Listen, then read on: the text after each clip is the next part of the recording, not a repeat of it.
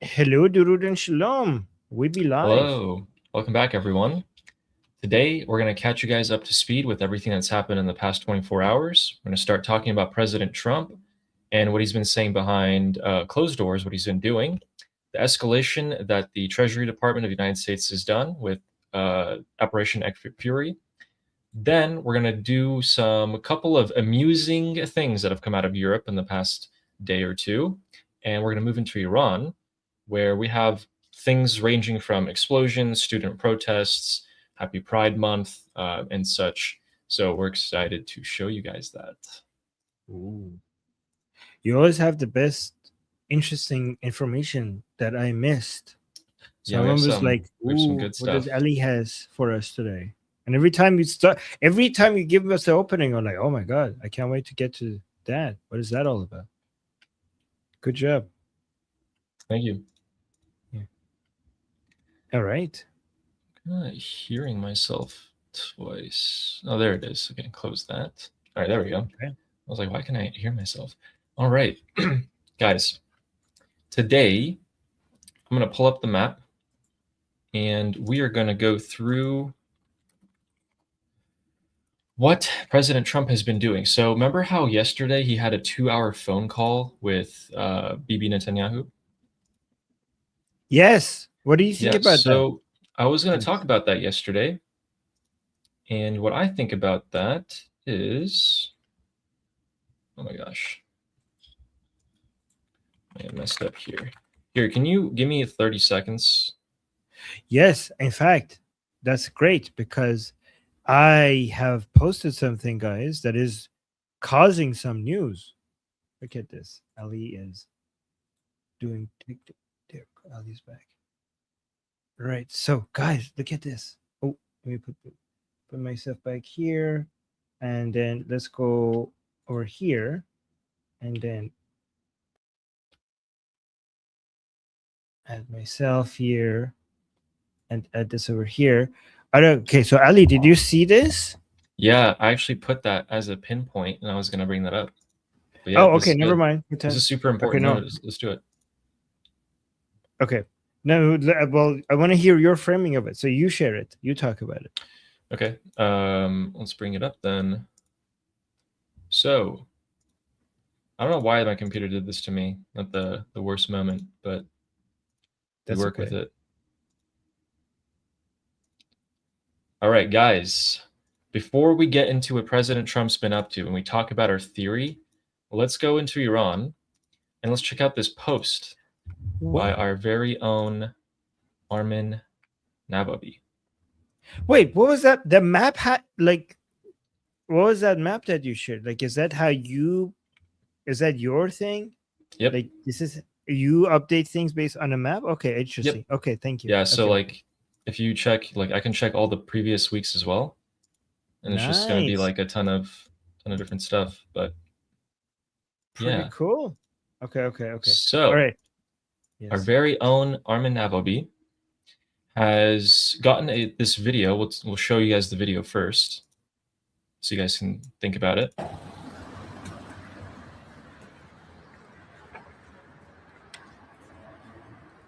We the people, almost.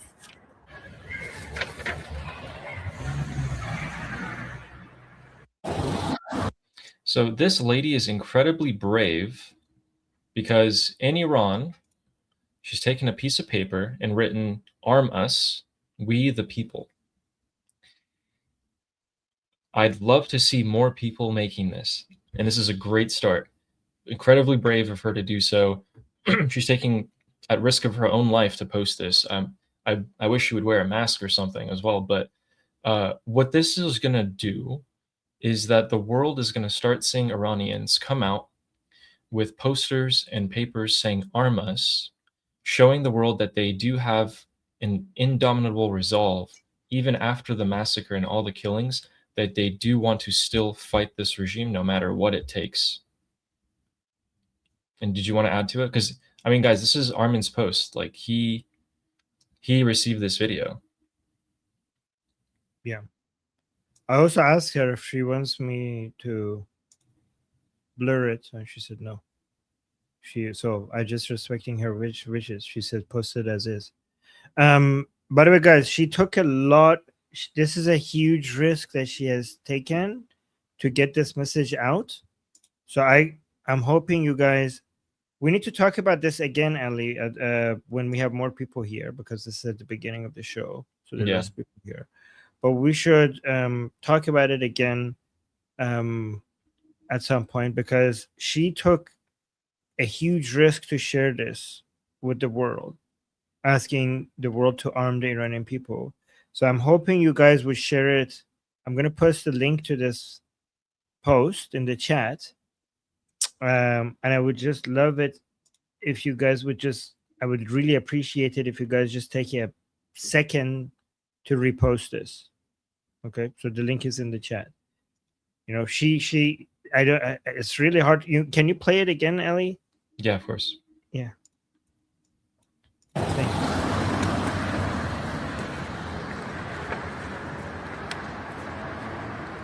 We the people, almost.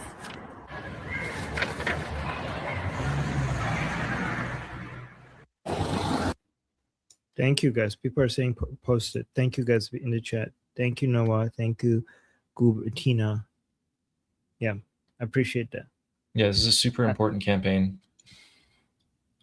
Yeah. All right. When more people are in here, we're going to go over that again. But for now, let us go to New York City, where we have the Wall Street Journal with an opinion that I wanted to share with you guys. And this opinion says something interesting. So this is the other perspective, opposite from us. And it says, Iran gets Trump to rescue Hezbollah. And obviously, expect nothing less from the Wall Street Journal. But this is how the opposition sees it. And so the regime, a lot of them, must be seeing themselves as actually winning and getting what they want in these negotiations if they can actually force Trump to rescue Hezbollah simply by threatening to leave the negotiations.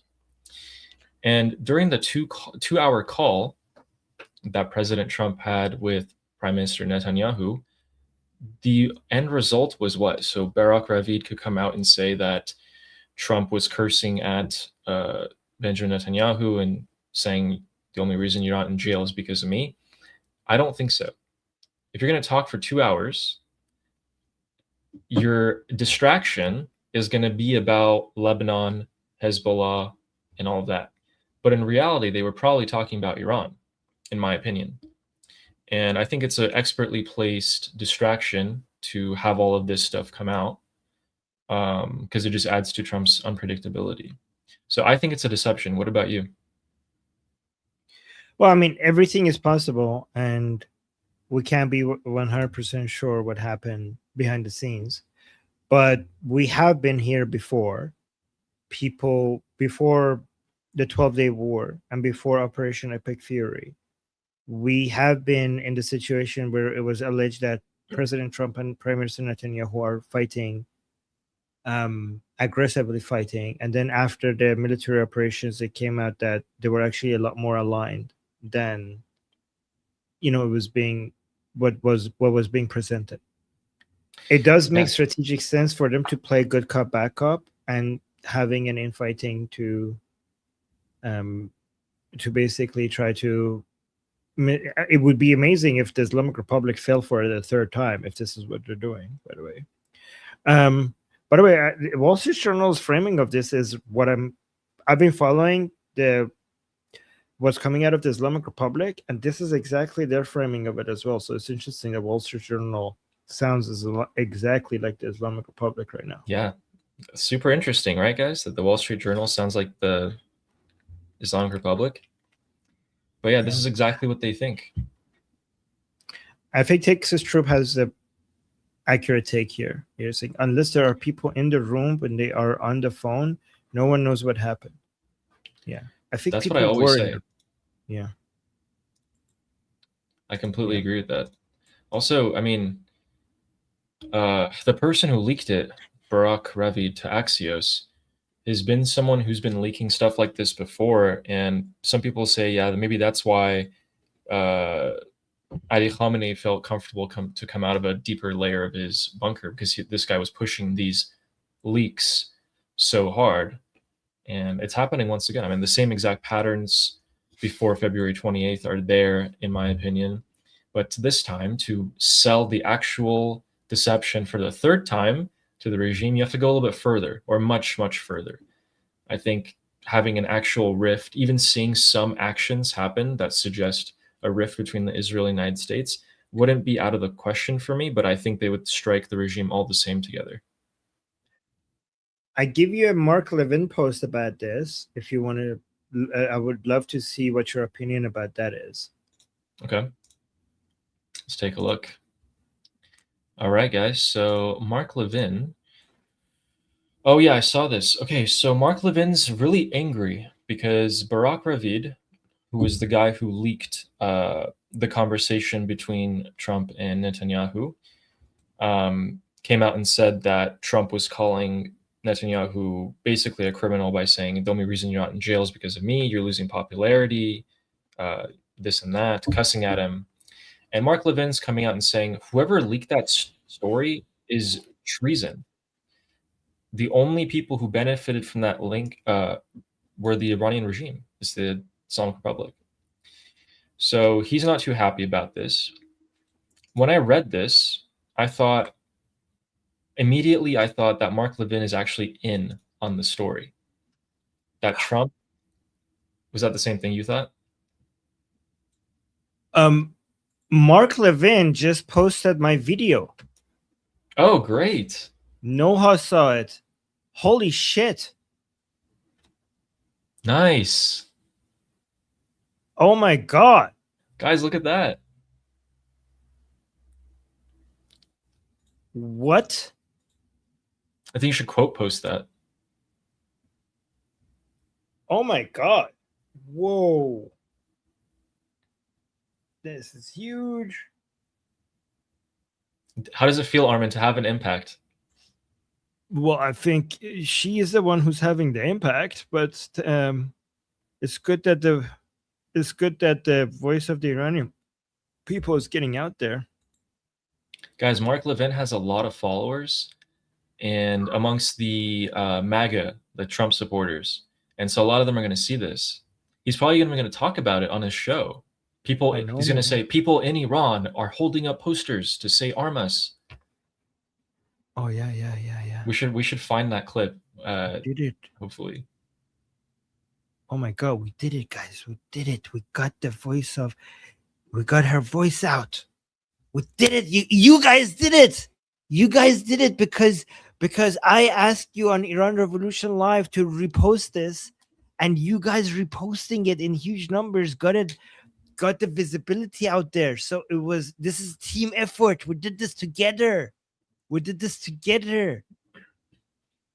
Oh my God. You guys. Yes. Maybe he's watching. Oh, maybe.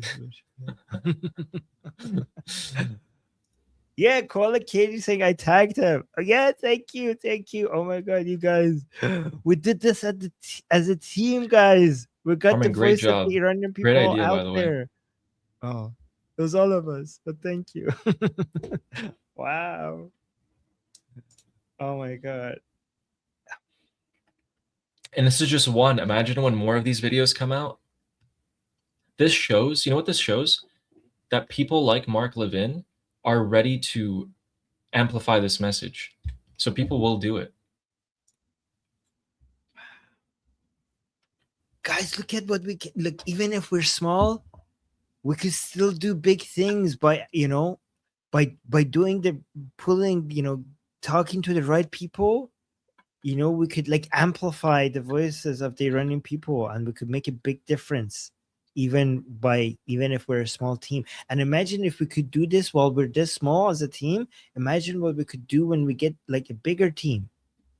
Yes, well done, team. Exactly. Armin's army. And Saber Coaching with the super chat who says it's trending on X.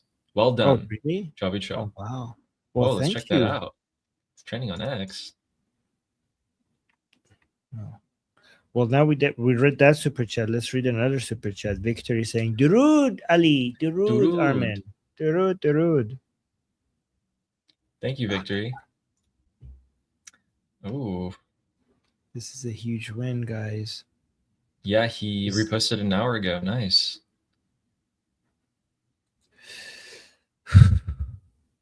Wow. Yeah, thank you, Mark Levin. Thank you, Mark Levin. Thank you, guys. You know, we should screenshot this and post it on the community tab to encourage people to. Yes. You know what? You know, after this, I'm gonna go on the Persian channel because we have a stream after this on the Persian channel, and I'm gonna say like, we did it, guys! It worked, because that's where I was asking people to send me these videos, right? So Yeah. the place where this video that was sent to me by her, the place I asked for it was on the Persian channel, right? So this is why it's helpful to have the Persian channel, because it gives us connection, because most of the people who watch my Persian channel are inside Iran, right? So this means that we have a connection to the Iranian people. I gave my Telegram, like I told people in Iran on my Persian channel, that here's my Telegram account. Send me this video, and she sent it to my Telegram. She sent me 2 videos, and I put them together. Guys, Armin told them to do this not even pretty much 24 hours ago, and they went and did it. Got posted, got reposted. Mark Levin seeing it. It's getting spread everywhere. Yes. Huge impact. I asked her if she's sure for me to post it as is, and she's like, "Yep." I'm like, "Oh my god, you're so brave." So nice. How do you feel? I honestly a bit scared, because she's risking a lot, and I'm afraid if I would be the reason anything happens to her. So, but this is her choice, and I asked her, by the way, guys, I asked her so many times, like on Telegram, if you look at her messages with her, I was like, are you sure about this? Are you sure about this? I'm not going to make a decision for you. Is this your decision? And she was like, yep. I got, and then I did what she asked. So it's her decision. But again, if any, I'm scared. Yeah, we should definitely have them cover their faces for sure. No, I mean, she said this would be more impactful. It is more impactful, because people look at it and they go, she's really risking her life. So that's her decision. Yeah. Guys, this is Iran. This is Iran. We know this is Iran. Yeah, guys, if it wasn't Iran, we wouldn't, Yeah. Okay. So by the way, Ali, you were talking. No, not at all. Dude, this is 100 times way more important than anything.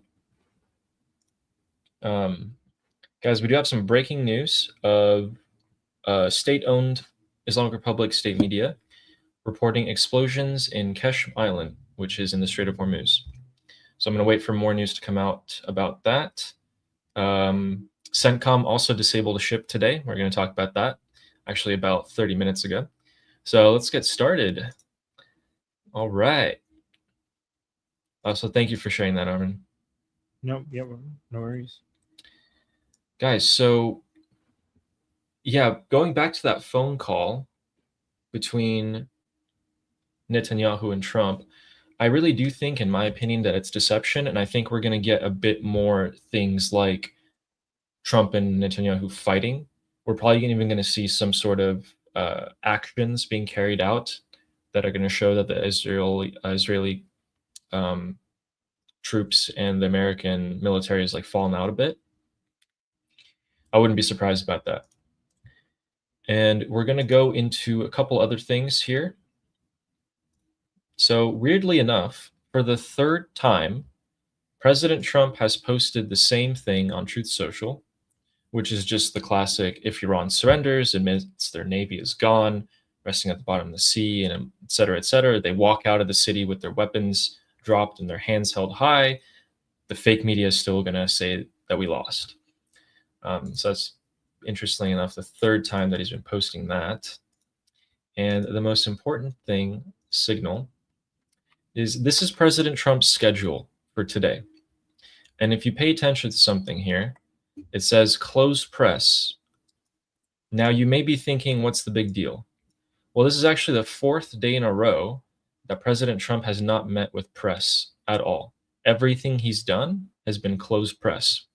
This comes after him telling the regime that we've been talking too much, actually. We're going to go quiet. Do you think, Armin, that this is making the regime a little bit nervous here, not hearing any press statements from President Trump? I mean, we have had period of silence before major attacks previously. So if it was me, I would be concerned if I was the regime. Yeah, it makes sense. You know, the only real... Here's the thing, guys. Here's why I think this is actually important. Listen up. 4 days of press silence from President Trump, and what is the only thing we've heard from him? Yesterday, him saying to Netanyahu that you would be in jail without me and this and that. That's the only thing we heard, right? A leak. It seems a little intentional to me.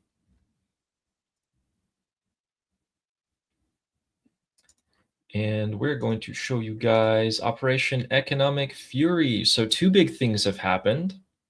So one thing that happened a couple of days ago, I just found this article on the Secretary website. Today, the State Department of the United States has been sanctioning specific individuals like Ali Majd Sepeh. So this guy was actually duping and frauding American technology companies. And he was trying to get advanced equipment from them. So like security detection devices for the Islamic Republic's detection sector. And he got found out, and he's in big, big trouble. He would actually use fake websites or shell companies to mimic American companies and then use intermediaries like middlemen in Dubai to receive the shipments of these defense equipments and then bring them into Iran. And he got found out.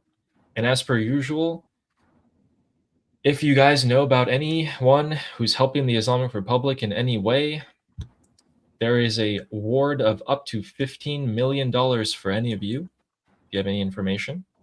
Oh. So please feel free to go to the State Department and tell them anything they might want to know. There's a lot of money in there for you guys. Wait, what kind of information? I might have information. What they... Well, it says information leading to the disruption of the financial mechanisms of the IRGC. So if you can catch, if you have info on anyone who buys and sells for the Islamic Republic, you got millions of dollars waiting for you. I actually do have some information about some people. So guys, I'm about to retire. It's been nice knowing you. Okay. Love you guys. But I have other things to... No, I'm just kidding. You know, if I ever had, like, I don't know, $100 million, you know what I would do, spend the rest of my life doing if like money was not an issue? What do you think I would do? I think you would make your own political party, and I think you would run for office. No. What do you think I would do if I had $200 million and money was not an issue? For the rest of my life. Okay, I have 2 options here. I think 1, you're going to do what you love, which is to eradicate Islam and keep on doing but what would these... what would be my daily activity mostly focused on? Like, what would I do for the rest of my life? I don't know. I was going to say just retire completely, just relax, do nothing. I would do exactly this. Okay. This is what I would do. Same thing. Yeah, people are saying same thing. Yes, I would continue doing exactly this.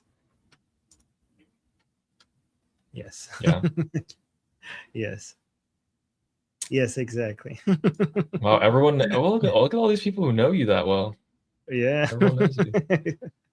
I probably will have a nicer camera though.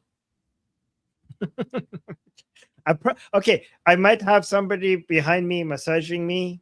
I would have people maybe bringing me more tea when I run out of tea. Okay, so, but I would still be doing this. I don't know what would you guys do with $15 million?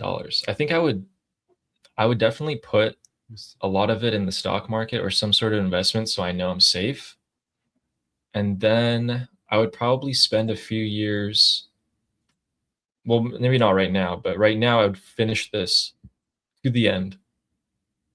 Then I would take it easy. And then I would run for either a political party in Iran or I'd become a professor at a university.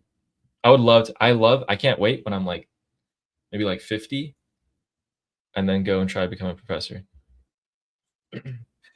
Okay. Something.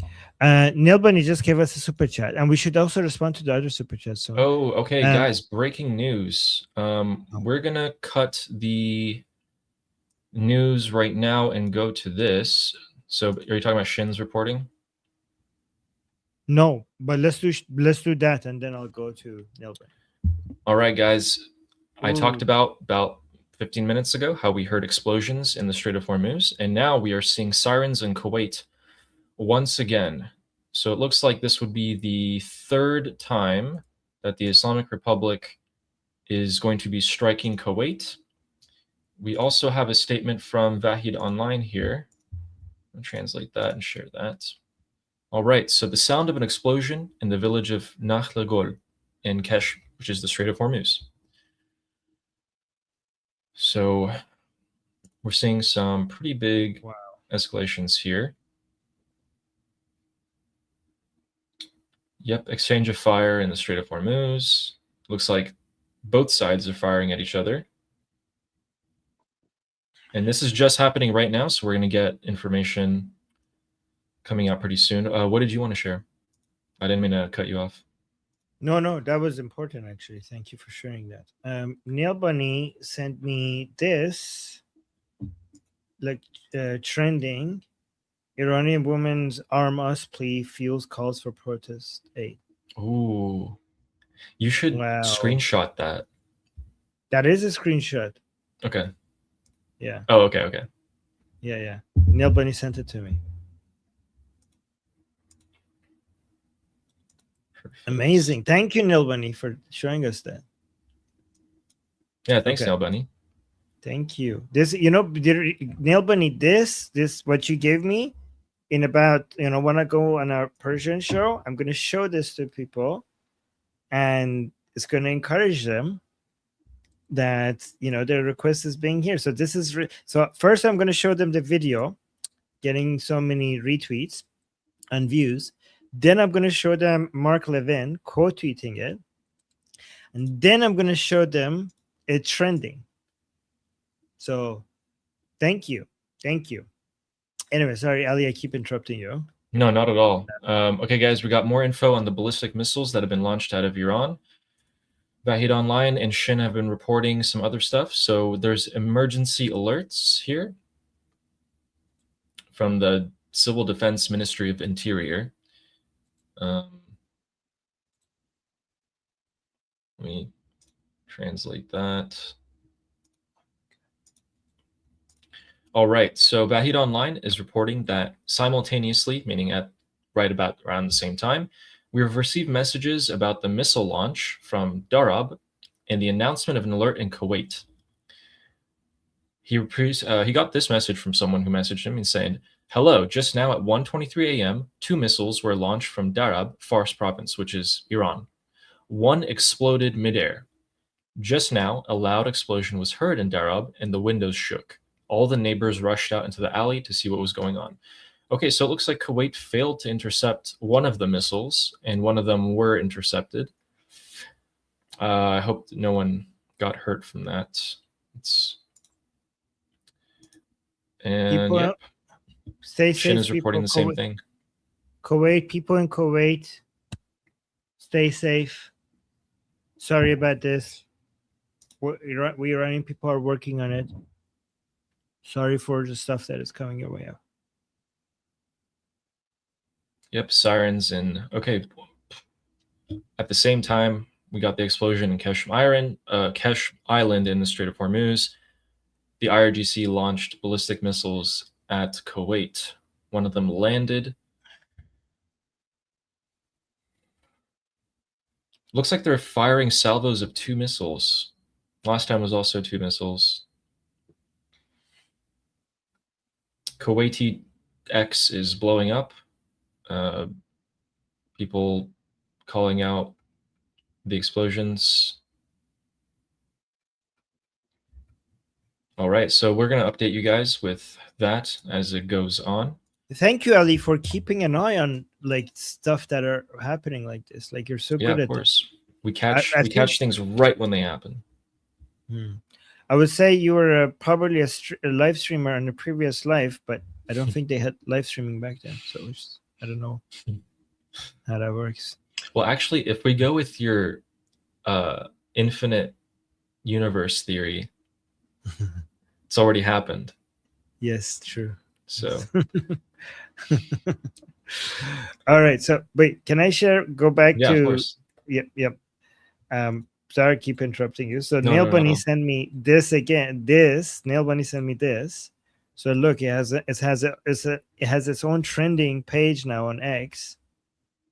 It says Iranian woman arms us plea fuels calls for protest aid.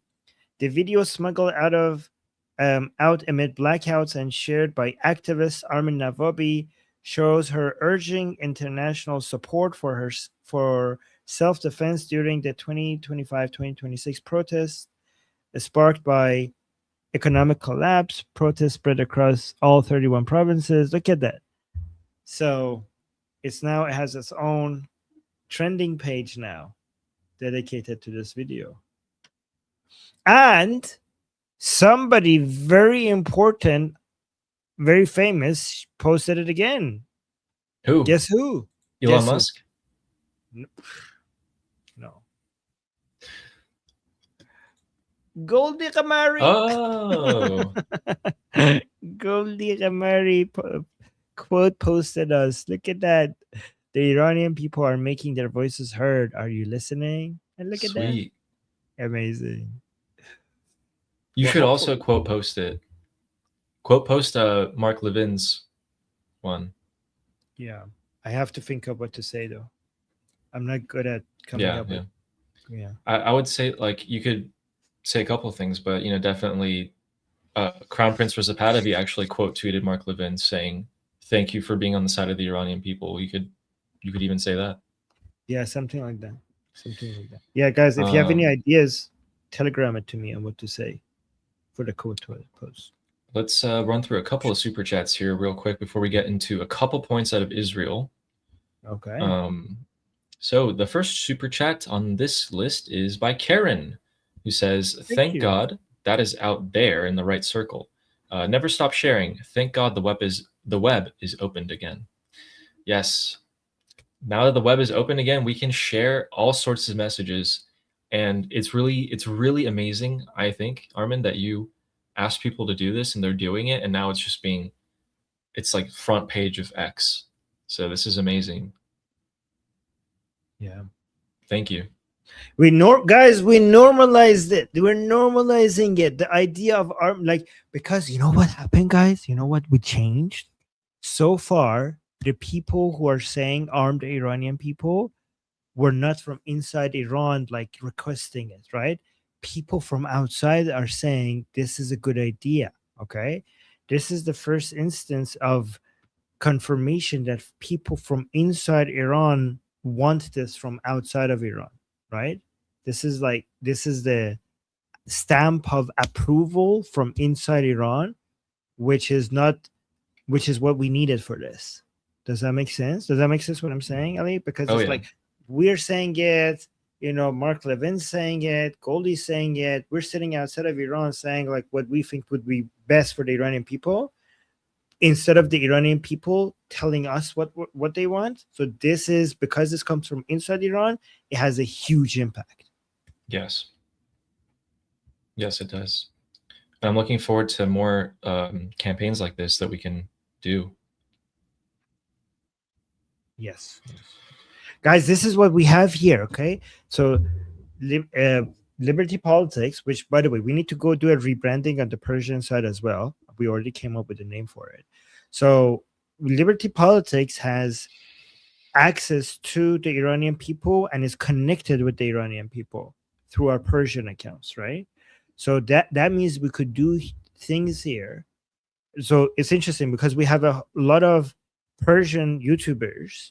We also have a lot of English YouTubers talking about Iran, but we don't have that many people who have Persian YouTube channels and English, and they're using the both of them as a bridge between them, right? So that gives, as a team together here, that gives us an ability to do certain things like this, right? So go, for example, talk to the Iranian people, brainstorm here, come up with a campaign, then go to the Iranian people saying this is the plan, what you guys think, and then work with each other and connect each other.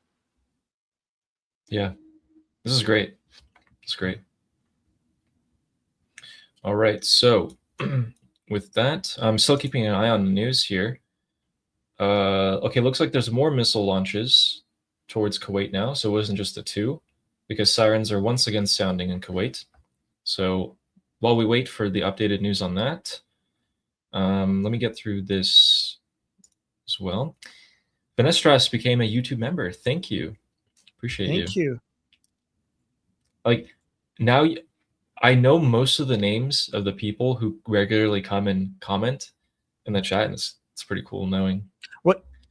Oh, what did you call her? Because I call her Fine Stars, even though that's not her name. Yeah, What do you call her? I called her Finestras or Fine Strass, Fine. Okay. like Fine Strass, Fine Strass. They never told us how to pronounce their name. Yes, yes. She used to get amused by how every time I had a different name for her. So, and thank you for becoming a member. thank you, thank you. And it's just Timmy with the super chat who says, strongly oppose sharing, putting people at risk. Well, you can take It's this her. one. It's her choice. Who am I to tell her what to do? It's her request from me to do this. And she's an adult woman, right? So, when fighting for freedom is risky, and it's not up to us to tell them. What do you guys think in the chat? Like, I think like when somebody has made a decision based on their risk tolerance to do as much as exactly they want, I don't like who am I to tell her like, no, this is how much, this is what you should do. What do you think? Well, you did try. You asked her multiple times I and did told ask her her to wear. You told her specific. Told everyone to cover their faces as well. Yeah, she makes the decision. Yeah, who are we to oppose? Yeah. Also, Nail Bunny just said it perfectly. Tim, don't worry, because Nail Bunny is saying she knows the risk better than anyone, and that is completely true. Completely true. Yeah, thank you for that super chat. And Dapper Uncle with the 13th curse upon the Safavids. Thank you. You'll get the 13th agreement from us. I admire consistency, and I approve every single one of those curses. Yes. Thank you. Thank you. Thank you. Curse be upon the Safavids. And Sherry, who says, 2 of my favorite Iranian guys. Wow. That's Thank us. you. Thank you, Yay. Sherry. Thank you. All right, only 2 more to go here. Nima Farce with the super chat who says, read a lot about Mossadegh and the Western lies about he was elected into parliament and his Qajar ties. I also have a medal from my grandfather given to him by the Shah, his role to remove Mossadegh. Oh, your grandfather got a medal to remove Mossadegh. That's a flex right there. I like your grandfather. Wow. Your grandfather is a hero then. He's a hero. It's like, what the hell? That's amazing. Thank you for your grandfather's services then. Yeah, thank you, Nima. Yeah, thank you, Nima. And Sketch Therapy who became a YouTube member. Oh, Thank you. nice sketch. And also says, how is the fiery but peaceful ceasefire going? I think Israel called the war in the north the ceasefire war. I think they Really? named it. I think they named it that. I think No, that would be funny. No, they did not do that. They did not Israelis. do Can you let me know? the ceasefire war? Like if you Like, translate it, I sure, think. Pretty sure. it's- Like we're not like we're in honor of the ceasefire that we are in. We're going to call our military operations among the ceasefire war. That is so beautiful. I fucking love it. I don't know if this is true, but I just want it to be true so badly. Oh my god, I love it. People are saying, Oh, I think I saw something like that. I think it is called that. Well, we'll see. beautiful. But yeah, sketch the ceasefire in which part? Because even the ceasefire has different ceasefires. Because like they are not supposed to hit Beirut directly, but then they're bombing everywhere else. So, My god, they should call the missiles that they drop on Hezbollah heads missiles of peace. And and then I don't know, the drones, like drones of negotiation. I don't This is great. Oh my god. We will rain peace upon your head. I mean, that would be fitting. Killing Hezbollah does bring peace. And like, hey, Yeah. we come with peace by killing terrorists. yeah. Yeah, thanks, Sketch. Thank you. Oh, then Casey, who says, I stand by my deletion comment earlier. I think. Yes. Don't. Was that about? Yes, sir. Yes, You yes. guys, inside joke here. No. It will remain a secret. The YouTube gods are watching. Okay, Casey, I know what you're saying. Okay. Yes. All right. So I have a couple of things out of Israel regarding Mossad for you guys. And I'm going to show them to you side by side in a second here. Oh, there it is. All right. Guys, speaking at his farewell ceremony, Mossad director David Barnier stated this. He said, a change of regime in Iran is both a realistic and attainable objective. It's a mission which within our reach, though it will undoubtedly demand determination, perseverance, steadfast dedication, etc., etc. This objective must remain at the forefront of our strategic priorities. And then, before I talk about this, I'm going to give you guys the incoming Mossad chief. So that was the guy who's going out of office. The guy coming in office is saying the strategic reversal we caused to the Iranian axis in the plan to destroy Israel, quote unquote, changed the power equation in the entire region. And he goes on to talk about it and saying how the work is not finished. He's on the same page as the last Mossad director. This guy has Benjamin Netanyahu's blessing as well. He's very much liked by him. And look at that. Both of them. This is the guy who's leaving. And this is the guy who's coming in. And they're both saying the same thing. Now, to me, this guy who's about to leave, I think is kind of sad. Like, I would be very sad if I was him, because I would be thinking, I didn't get to finish it. Like, why did it have to take so long? As soon as I leave, we're about to finish the Islamic Republic. We've been waiting decades to do this. And I think this whole statement that he's saying is kind of like we're going to do it. And, I'm going to call it right now that we're going to do it. So I just want to get that statement out there before I leave.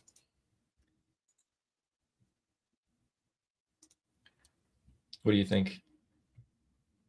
I mean, there was a hope that the Islamic Republic would fall sooner, but I also say no, that it was a hope, but not an expectation.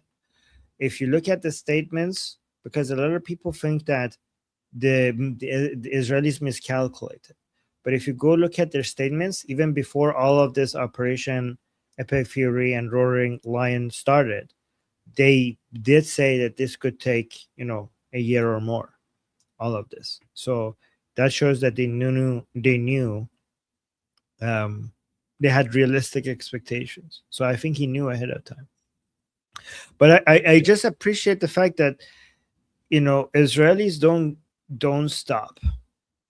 The Israelis do not stop from the very beginning of the foundation of the modern format of the nation, the state of Israel. When you hurt Israelis, they will not stop until you're dead. Okay, they're not very known for letting their enemies get away and live, right? So this is why the Iranian people really have a lot of hope to Israel's dedication to get rid of the Islamic Republic. From day one, Israel always went hunting for their enemies, and they are very expert hunters, right? And they will never give up, and we appreciate that. Yeah, and bless them for it. Yeah. So the other thing that I want to show you guys, and this may be of more interest to some of you here, this is also some news out of Israel. And this one is going to be coming out of Ben Gurion Airport, which is where all of the United States Air Force tankers and planes are stationed. And according to maps, guys, listen to this. According to all of the publicly available information that anyone can see, the United States Air Force transport aircraft fleet reached 521 flight sorties in the Middle East and Europe. And here's the map of that. All those green lines there, those are all flights that the United States Air Force has conducted by bringing supplies into the Middle East and into Israel. 521. Public, by the way, that we know of. Crazy. It's crazy. And if you guys want to take a look at that, some of you may have traveled through Ben Gurion Airport, and this might give you, depending on your experience, PTSD or nostalgia. So we're going to play this clip for you guys so you can look at the tankers. Érdekében kérjük, hogy maradjanak bőven, biztonságüvőkkel becsatolva, egészen addig még az erőautórajelzés világítás repülőgépnek kapvégleges parkolóhelyre beállt. Kérjük, hogy majd óvatosan nyissák a csomagtárolókat, nehogy bármi kiessen és sérülést okozzon, illetve nézzenek szétülései környékén, nehogy bármilyen személyes tárgyat a fedélzetünkhön felejtsenek. Emlékeztetnénk Önöket, hogy dohányozni már csak az arra kijelölt helyeken, a terminál épületén kívül lesz lehetőségük. So yeah, there is a ton of tankers. So if you want to get off your commercial flight, you're going to pass by dozens of United States Air Force tankers. It's chock full, filled to the brim. And actually, the Israeli, I think it was Interior Minister, doesn't like that at all, because a lot of the commercial flights don't have anywhere to park, and they're going to miss out on tourism money. So he's kind of pissed about that, actually. This is very much like what we were seeing before Operation Epic Fury. Yeah, except now we have twice the amount. Twice. Guys, 521 aircraft, like transport huge cargo plane flights that had their transponders on. 521 on. How many were off? I don't know. But with that, Armin, you're going to enjoy these two pieces of news. One coming out of London. Everyone's going to love this one. This one's going to be great. Guys, so oh wow, everyone remembers this guy, right? Chunky Yogurt. Oh my god. So he got banned from the United Kingdom. He cannot enter the country. And he found that out the day that he was going to go to the airport to go to the United Kingdom to give speeches and etc.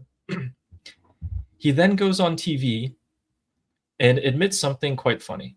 I don't know why he would ever say this, But this statement makes a lot of sense. It makes a lot of sense. Just listen. Did you guys know that 10% of those married in the world are married to their first cousin? Isn't that amazing? 10% of those married are married to their That means first 1 cousin. in 10 married couples are married to their first In cousin. the world. In the world, by the yeah. way. So in the Yeah. United States, it's No, frowned upon, kidding. right? Yeah, But I do want to say it has been recent scientific evidence indicating that the likelihood of a child being born with certain disabilities because Much of smaller than incest we is thought. much smaller than we thought. By the way, you think you don't know anyone who, in America, you were joking around that 1 in 10, etc. My grandparents are first cousins. Really? Perfect. Thank you for clearing that up. My grandparents are first cousins. This is an old clip, by the way, but it's Yeah. resurfacing. Yeah. Yeah, this is great. That makes a lot of sense to me. Oh, you paused at the right pause. Look at that. That's a good. That's a good pause. Wow. Yeah, that does explain a lot. That explains Did you know a my lot. grandparent? Did you know I'm inbred? Did you know that? Why would you? Why would he admit that? I don't know. That explains. a lot. And if anyone wants to get mad, This is the best. This should be an ad against inbreeding. You know? Oh my God, that's a good ad against inbreeding. You have to like show him all the crazy stuff that he does and says in a, back to back, and then go to cut to this, and then say inbreeding, not even once, or something like that. That would be That a 1 in perfect 10, ad. etc. My grandparents are first cousins. Yep, that's good. That's your clip. Don't do it, people. My Don't do grandpa- it. This is the result. Yeah. Make the ad. You make the ad. You need it right now in the UK. Oh my God, guys, UK's IQ levels are gonna drop. My God, this is the full Pakistanization of UK. So sad. it's like the opposite of a Nike ad. Like, don't do it. Yeah, don't do it. Stop it. You should. There was that ad. Stop it. Just stop. I want to show you guys the epitome of hypocrisy by Europe. If anyone else has been pissed at Europe for the past few months, this is going to make you just as mad. So in Paris, we have something where not that long ago, a European politician told Crown Prince Reza Pahlavi that Iranians are not ready for democracy. Well, guys, guess what's happened in the past couple of days in France? Let's put about 50 seconds here. Guys, I'm going to put this side by side for you, okay? Listen to this. Oh no, it's buffering. But there's a little interest to these journalists. go from the beginning. One member of parliament Well, it's kind of long, but I'll play it. I want Oh. people to just listen to this one part real quick. I'll play it. even told me they didn't think Iranians were ready for democracy. But to that member of parliament, to those journalists, I remind you, Iranians aren't just ready for democracy. 40,000 people just gave their lives for it. And I won't let that be in vain. The clips in the bottom, guys, are after a soccer team, football team, based out of Paris, won the Champions League. And noticeably, immigrants came out in the streets of Paris and basically destroyed the city. Why would you destroy your own city when you won? Imagine what they I do. mean, if it they doesn't lost. make sense to destroy your city when you lose. But why would you, like, aren't you supposed to be happy? Isn't like it destroying things a reaction when you're mad? I don't get it. Somebody help. What the hell? What? Well, this is democracy, Armin. This is Oh, okay. great. You bring in all the undesirables. I mean, do you guys see these people down here? Like, I'm just going to play it so we can talk. Do you guys see everyone in that clip down there? That's Paris. Okay. Every clip you're about to see here is Paris. Do you guys know how many doctors and lawyers and engineers are in that video? Every single one. Those are all doctors and lawyers. And look at these doctors right here. This is great. This is the result of Europe's democracy. But we Iranians are not ready for it, by the way.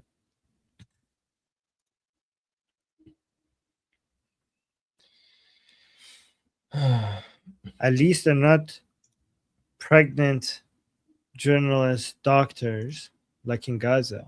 So there's that. And finally, let me do a quick scan. And then- Okay, we do. by the way, have after that- footage. After that, let's do that. Our super chats are piling up. So after that, Okay, let's do it now. Guys, Oh, okay. after this, okay, we're going to read some super chats, and then we have the Iranian portion part of the news, and we have footage of the explosions that have been happening in Iran and the missiles. So let's get started here. First one is by Sketch, who says, it's a joke about fiery but peaceful Floyd riots. Oh, like the... Oh. Okay. Oh, it's a reference back to, the Floyd riots. Yeah. And people were calling it fiery but peaceful. Okay. Yeah. It's the reference. Thanks, Sketch. That is similar. And a super chat from Arik-san, who says, ceasefire war is a skit from Yohai Sponder. Don't know who that is. Is that a comedian? Probably. Okay. Obviously. Yeah. Okay. All right, thank you, Arik-san. Should look into Sketch it. again, who says, point was to super chat in support. Yay, monetization. Yes. Yay! Yeah, it's, Thank you, Skish, for supporting Ellie. yeah, thank you. It's been a couple of days now. Yes. And Amir the Cricket says, Fifi war, free Iran from Islam. Oh. Heck yeah. Oh, by the way, now that you say that, yesterday I had a live stream on the Persian channel about, secularism and Islam in Iran in the future once Iran is liberated. How are we treating Muslims? What are the positions of Muslims in society? What does secularism mean? How do we keep Islam out of politics? What are the limitations? What are not the limitations? How strict are we going to be? What's going to happen to mosques? Could people have Quran classes? Is that allowed? Is that allowed? Can Muslims enter parliament, or can Muslims not be in the parliament? It was a fascinating discussion that we went into all these little details regarding the position of Islam and Muslims in Iran after Iran is liberated, in both politics but also in average life. So it was pretty cool. Yeah, it was really interesting. It was. I liked it. And then we have, thanks, Amir. I really appreciate you, by the way. And another one from Sketch, who says, for the top hat and monocle fund, start the mustache. I actually kind of have. Start the mustache? No, I will have a fake mustache. They look better. Okay. You don't have to. I have to maintain choose. them. Yes, because if you want me to have start the mustache, I have to choose between a mustache and my wife. So I don't. Yes. So I don't know. I think I'll keep my wife. So it needs to be a fake mustache. Yes, Mr. Monopoly Man. Okay. Whoa. Ooh, what? Did something big happen? Yeah. Guys, major escalations. Ooh. Let's hide the comment. Hide the comment first. Yeah. All right, we'll get to that. I'm just going to wait for that to get verified. And while we do that, yeah, Europeans and their democracy. Anyway, heading on to the biggest piece of news, I guess depending on your viewpoint. But, guys, Tehran municipality has announced that the funeral procession for Iran's former supreme leader, Khamenei, will be held toward the end of the Iranian calendar month Hordad. So in about 3 weeks, 2 to 3 weeks.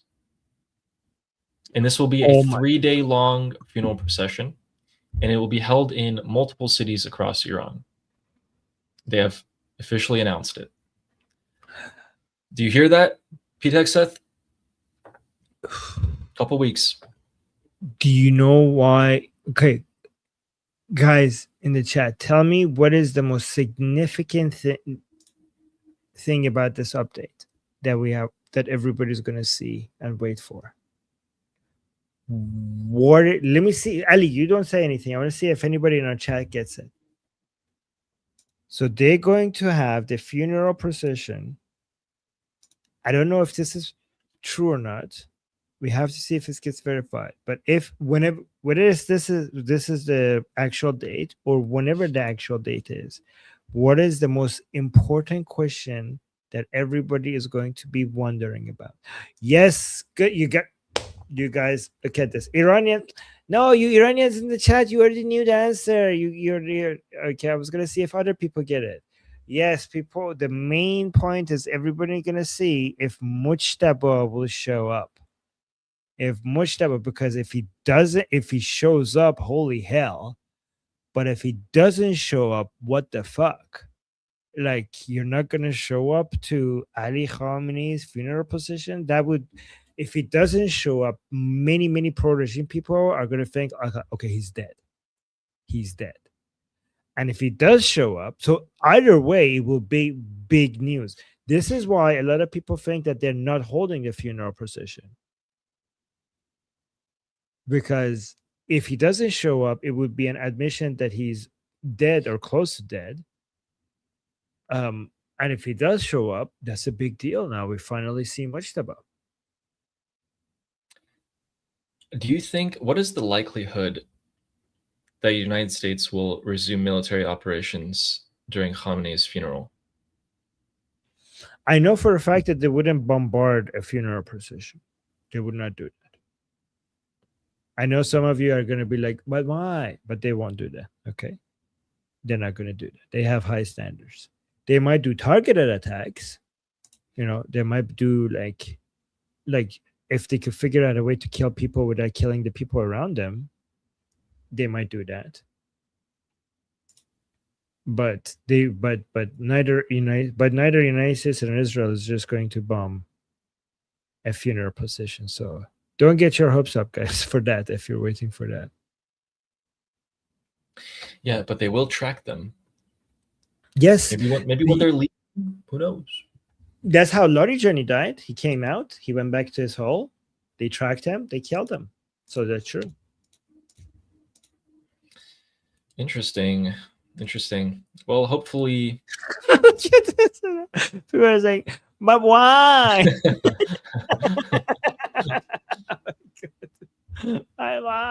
Why?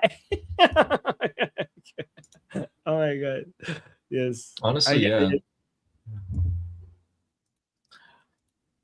Yeah, well, I mean, there is a difference between us and them. So there's that. And also there will be children there. A lot of them. Yeah, good point.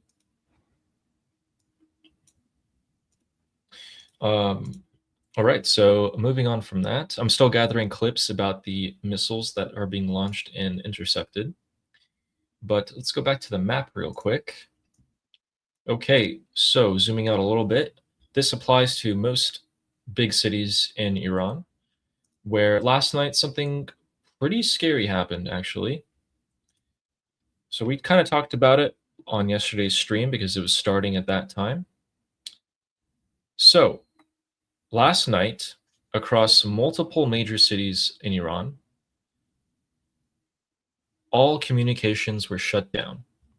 Not just internet, but internal mobile networks, intranet, Iran Cell, anything you want to call, text, anything, gone, done. Some people only had outages for about half an hour. Some cities had outages for a few hours. And let's ask the question. Why did this happen at the same time across multiple cities? Who could have done it? The regime. Why did they do it? We're not exactly sure, but let's take a look at every time that the regime has turned off the internet in the past. They did it to kill people, to silence their actual real actions from coming out. And this for me was particularly terrifying because they're getting ready to do it again. They're testing how long and how, and maybe specific areas that they could shut off all communications from to commit more massacres. Yeah, exactly. No border. A test to see if they can do it. They're trying to see, okay, can we just shut off internet instead of shutting off internet to the whole country, which hurts the economy? Let's do it to specific areas for specific amount of time.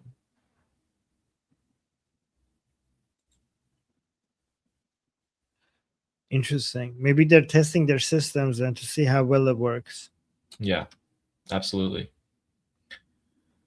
If any of you are Iranian watching, I would highly recommend you go and find a way to connect to the internet, irrespective of if the regime can shut off the internet or not. And please be safe about it, because you may have to use it again soon.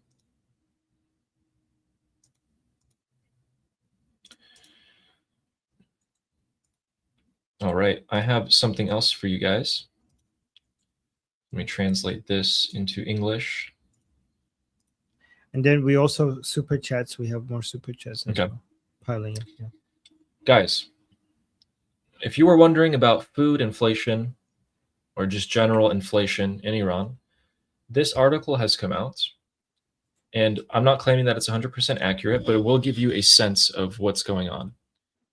This one is saying the price of 22 out of 53 commonly used food items. So think things like cooking oil, fruits and vegetables, meats, etc., have more than doubled in the past 5 months. Jesus so Christ. if we're thinking about vegetable 5 oil, months, not even a year. Fucking Yeah. hell. So if you're thinking about vegetable oil, guys, 374% increase. So if you went and bought a $15, bottle of cooking oil, well, it's $45 now.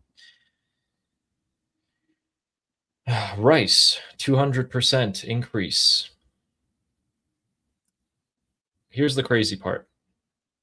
If you're in a working class household, okay, 3 of you, so mother, father, maybe kid, and you're the man of the household, let's just say you're the one who provides the money, you're the provider, well, now you're going to have to spend about 55 to 57% of your monthly income to buy 11 pieces of food.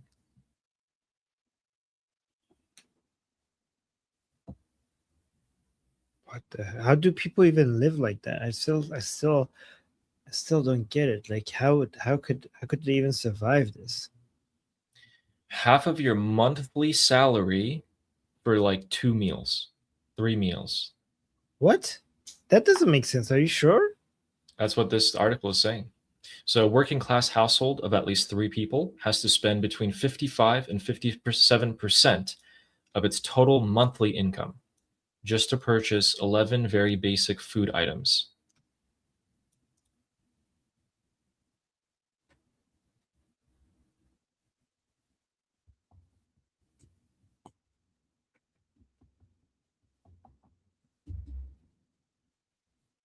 That is too much. This is from Factname.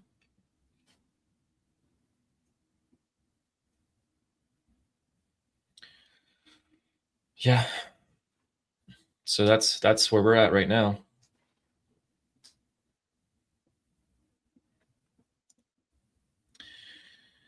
Can't even imagine that. And it's gonna get worse. It's gonna get worse. This is why I think that there's a timer, and that timer is not until after the midterms. This is just my personal, guys, I'm just personally saying this. I just don't see a way where the Iranian people are going to rise up and get massacred again without the United States or Israel doing something about it. I feel like they can't allow that to happen again. And it will happen if they're forced out into the street because of these economic conditions.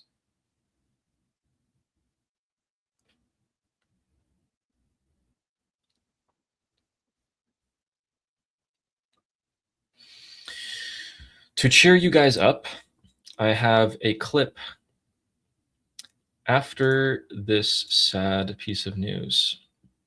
And some of you, let me go back here to the map.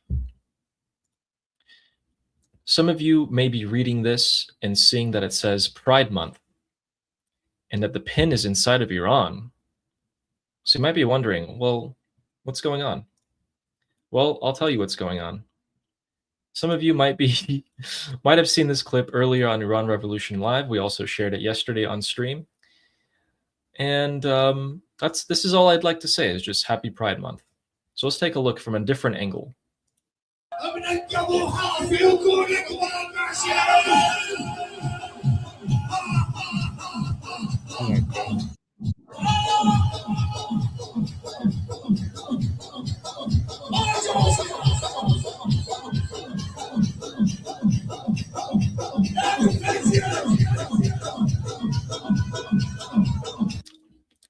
Armin, I think if I was Mojtaba, I'd be really missing out here. I would really love to be in that crowd.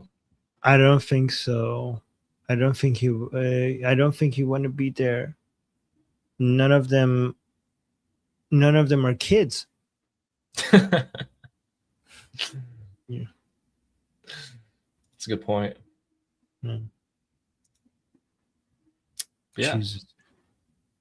Can you send me that, by the way? Yeah, of course. Oh man, it's great. Some stories write themselves.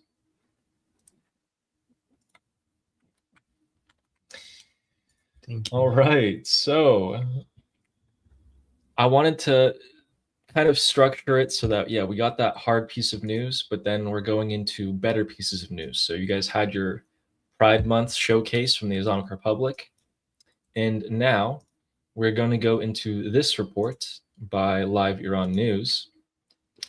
Okay, based on this report, if you guys take a look at the Strait of Hormuz, these are all lines of ships' movements. And they're saying that according to Mizar Vision, which is a Chinese satellite company, and they've been publicly releasing United States troop movements, aircraft carrier movements for everyone to see on the internet, and the United States has been pretty annoyed about it. They are tracking the movements of the Strait of Hormuz ships. Remember, this is not to help us. This is actually hurting us. Here's what's going on. All those lines you see in the Strait of Hormuz right now, those are all ships that have transited the Strait of Hormuz. And if we look over here, you can see that there's lines missing. Ships were moving from the Persian Gulf with their transponders off under the escort of the United States Navy and leaving the Strait of Hormuz intact. In fact, over 100 or 200 ships have done so in the past couple of weeks. Wow. China finally caught on, and they have released images outing the United States of America in doing this. Why are they doing that? Well, they've been doing this the entire war. So the entire war, they give up troops, they give the satellite images of bases, jets on the ground, everything. They're releasing this to tell the Islamic Republic, wake up. The United States is letting these ships go out. What are you doing? Does this explain the drop in oil prices? Yes, this explains the oil prices. We had a 20% drop in oil prices in the past month. So this might be because the United States successfully moved all these ships, escorted them out. That's fantastic. That's beautiful. So it looks like over the course of the evenings and nights, ships would turn off their transponders, get escorted out from the United States telling them, and they would actually go through the minefield. So it looks like the United States has actually figured out where the mines are and told these ships to cross. So the strait, yeah, Casey, the strait isn't closed. It's not closed. And I saw this comment by Tin Lee, and I think we should have that meme. United States should be like to the Islamic Republic. Look at me. We're the shadow fleet now. I don't know if people know. The Islamic Republic has been trying to use shadow fleets to hide its shipments of oil for many, many years now. And now it's the United States has the shadow fleet. Yeah. And cool. the United States can't even come out and say, obviously, when they're actually doing this, they won't come out and be like, yes, we are having ships come across, because that just hurts their operation. But wow, the oil prices dropped and everyone's like, what? How? This is why. Nice. Love it. And is the world is going to come out and be grateful to America using its military and their own resources to alleviate, to ease up all of this tension in global economy without anyone else's participation, having American ships, an army, and the Navy basically coming out and providing the service to the world without the rest of the world participating? Is the world going to be like thankful to the United States of America? I think they'll strongly consider it. Oh, really? Nope. How did that then? So I thought this was huge when I saw this. And again, we think this because the oil prices have dropped over the last couple of weeks. Tina is saying, we can't help it. It's our nature to protect. That's awesome. Oh my God. Ali, we have so many super chats that we need to respond to. Yeah, let's do it. Do you mind doing that while I gather the explosions news? Okay, sounds good. All right. So Mark, which got us to the finish line. Thank you so much, Mark. Mark of Reality, saying, why is multiculturalism so damn important to the politicians of the West? Nobody voted for this stupidity. Well, it's not. Multiculturalism is an excuse to sell them selling demographic reengineering to you. Okay. Multiculturalism is just a tool to make you feel guilty for a plan for them to get in votes to their parties. So it's not about multiculturalism. That's how they sell it. And it's mostly about votes. It's mostly about getting the people who would vote for you inside. Right. And thank you, Mark, for a good question. By the way, multiculturalism itself is not a bad thing. The woke version of it is retarded. So we had multiculturalism from a classical liberal perspective is actually beautiful. Multiculturalism from the multiculturalism form was just like the word liberal was basically turned into something retarded, but originally it was something good. Just like the word feminist made a lot of sense. Okay, because feminism, it was about just women, having the right to vote, being able to work, having the right to property. That was what feminism used to be, right? It wasn't about all of this retarded new bullshit that it's about, right? It was something under classical liberal values. It makes absolute sense. Multiculturalism also under classical liberal values made absolute sense. St. Patrick's Day is like, for example, multiculturalism, right? Having Jewish people being able to have bar mitzvah in a non-Jewish state, that's multiculturalism, right? That's all multiculturalism. Being able to have sushi. I don't know, being able to enjoy I don't know, French wine in in a non-French country. That's multiculturalism. Being able to enjoy, get classes for Argentinian dance. That's multiculturalism, right? Also having Western values in non-Western countries. That's multiculturalism. Japan and South Korea becoming as advanced as they are because of Western values going there and being the framework for how they do politics. That's multiculturalism. So that's multiculturalism is basically what King Cyrus the Great was for when he didn't impose his way upon people in his empire. Multiculturalism is King Cyrus rebuilding the Jewish temple and allowing the Jews to worship their own way. That's multiculturalism. And that's a great thing. Multiculturalism is amazing, but now multiculturalism apparently now means allowing the shittiest, most dangerous garbage ideas to come and invade your country and take over your politics. That is apparently the new idea of multi. But guys, the word culture has two different meanings, and we should separate them. One of them refers to one category of culture refers to dance, music, food, fashion, language, architecture, poetry. That's category A. And the more of that, the better, right? If you by multiculturalism, you mean more of that, more diversity in that, that's a good thing. But there's a second category of what we could refer to culture, and that's values. Values. And when it comes to dance, art, food, fashion, there's no objective better or worse.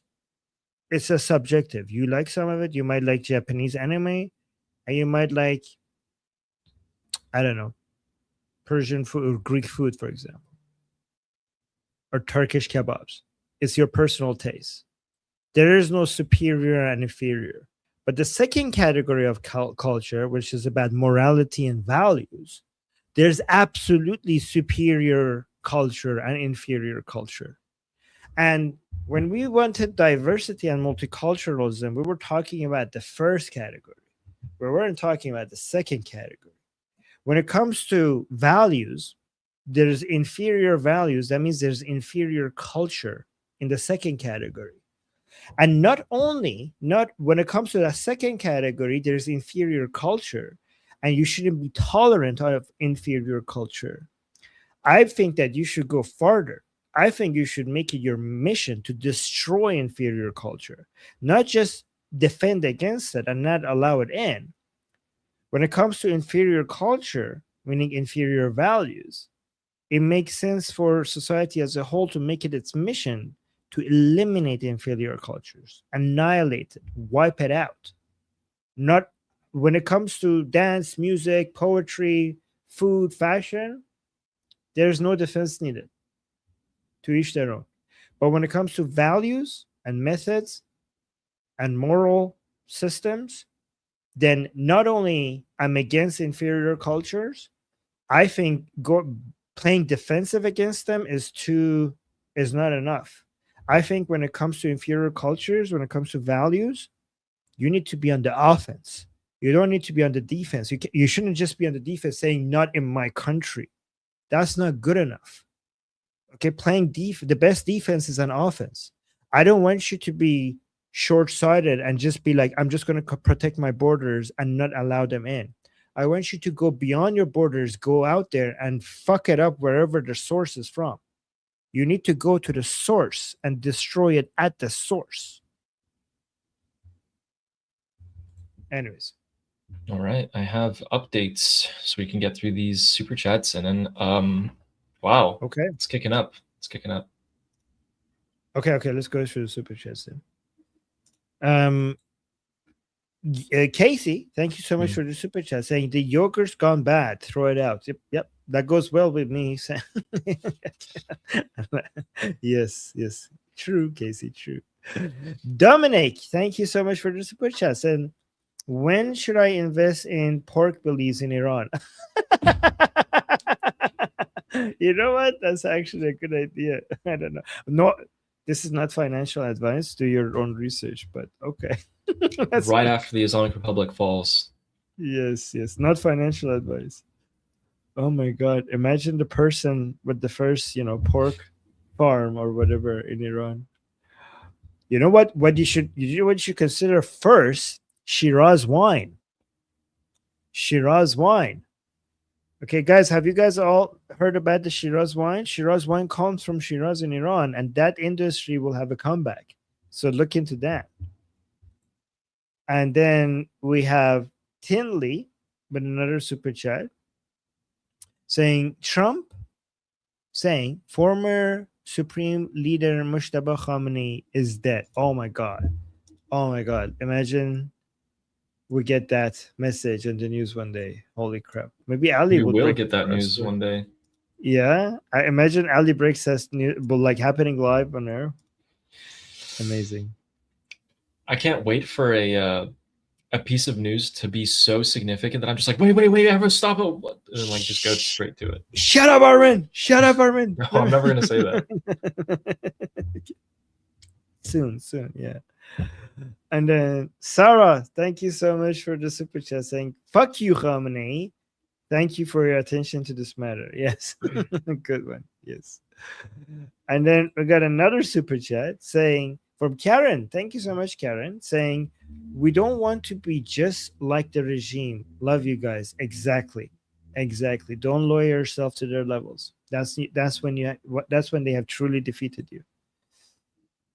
And Roman Viking, thank you so much for the super chat, saying, I think we can clearly see the impact of the new Supreme Leader with these clips. They're normalizing it. Yes. But guys, just to be fair to I hope our classical liberal Zionist gay people in the chat know that we're just joking around. Okay. Like this is just joking. It's okay to be gay, but it's not okay to be Mojtaba Khamenei. Yeah.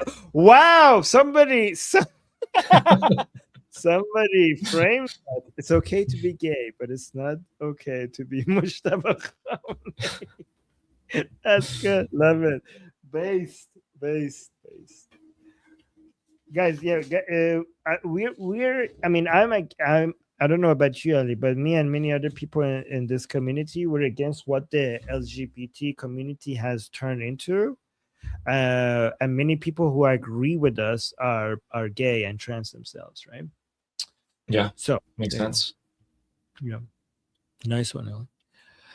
All right, and then we have Karen with a super chat saying that's why they keep shooting at us every night. Wait, when was the super chat came? Do you know the context of this? Karen, are you in Kuwait? Oh wait, weren't they in Dubai? I think they they messaged us. They were talking about it one time or something, I think. Oh, okay, that would make sense. Yes. Okay. Well, stay safe, Karen, then. And then we got another super chat by Tinley saying, recently I listened back to old Michael Jackson hit and lots of them about Africa. This globalist grift using celebrities have been going on for years. Well, I don't know if it's globalist to talk about Africa. I don't know. Is that globalist to talk about Africa? I don't know. We're not African experts.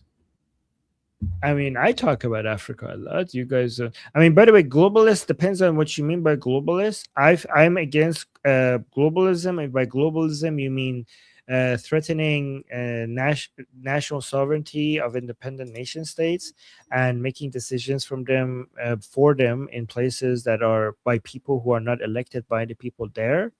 And if it also means mass migration, unfiltered mass migration from countries with inferior values, all of that, if by globalism you mean that, then I am definitely against globalism.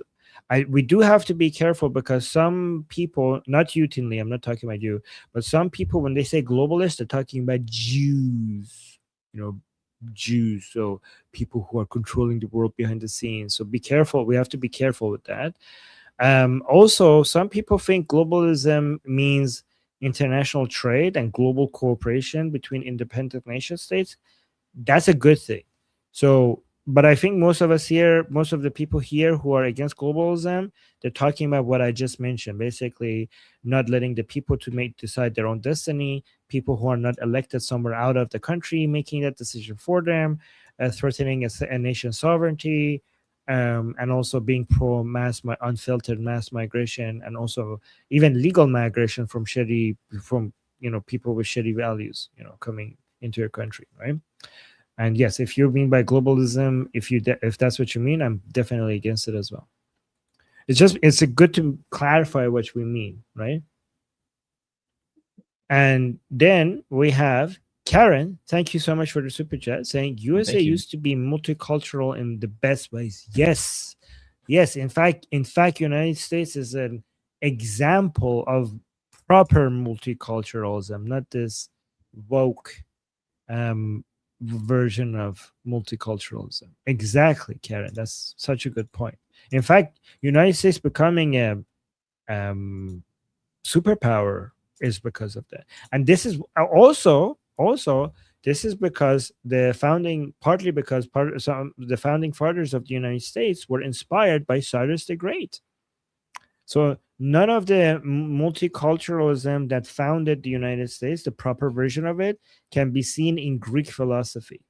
Greek philosophy was, very much impactful in the founding fathers, but this part came from Iran. The multicultural part came from Iran and Cyrus the Great. And again, guys, when it's multiculturalism, we're talking about the proper version of it, not this retarded new version of it, right? And then Hoppy, is that how you pronounce it? Hoppy edits. Thank you so much for the super chat, saying you guys should check out Australian politicians Pauline Hanson. She's trying to ban the burqa. Oh yeah, I know that woman. She's trying to ban the burqa and won in parliament and was removed. She has balls. Yes, I think she did that twice, by the way. Yes, huge respect to her. She's getting a lot of shit because of that. She's like, she gets a lot of attacks, and I think like she's kind of like alone on this, isn't she? In Australia, she's really brave. Yeah, for now. Thank you for reminding us. So Pauline Hanson, try to remember that name. Karen with the super chat, thank you so much, saying about the ships being moved in the Persian Gulf. Oh, where's the rest? Is this a half? Where's the rest of it? I don't know what this is. Okay, I'm not sure, but oh my god. Okay, Joe Hercules. I said, "Are y'all ready?" in the chat. He said, "Ready for what, Addy?" I came a little late. This guy, every time I type in the chat, I'm like, "Guys, breaking news." Joe cannot wait. He'll be like, "What is it? Tell me right now." Armin, stop talking. Stop talking. Okay. Sorry. Addy, do you get frustrated when I interrupt not at all. you? Like, not at all. Okay. Sorry, guys. Yes, but just okay. Tell us, Ali. Okay, look, you're gonna be surprised about this too. Damn, I mean, it's just coming out as it just keeps coming. The news keeps coming. Okay, guys, we're gonna start with what happened earlier today, and we're gonna go to what's happening right now. Okay, so in terms of boom booms today, this is how it started off. Today, the United States. Wait, let me go to share. Today, the United States disabled another tanker that ignored warnings and attempted to cross the Strait of Hormuz without coordinating with the United States Navy. So what they did was they launched a little missile right there, right into the engine room. And that ship is not going anywhere, no time. And so that got the IRGC a little angry, but they didn't do anything about it until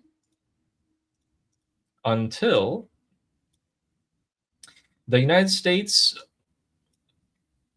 bombed Keshem Island again. And this got the IRGC pretty mad.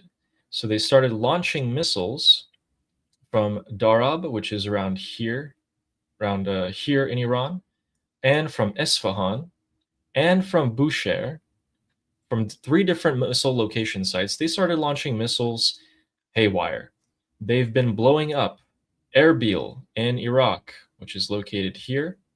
So a lot of explosions here. They have been blowing up Kuwait, and in fact, Kuwait City has been hit a couple of times. The American base in Kuwait as well, Ali Al Salam military base, has taken direct hits and is now on fire. In addition to that, Bahrain, a little bit down the coast, very, very tiny country, has also been hit. Let me confirm the number of times. 8 times. So 8 explosions in Bahrain, not counting the missiles that have been intercepted. So the IRGC kind of went all out here.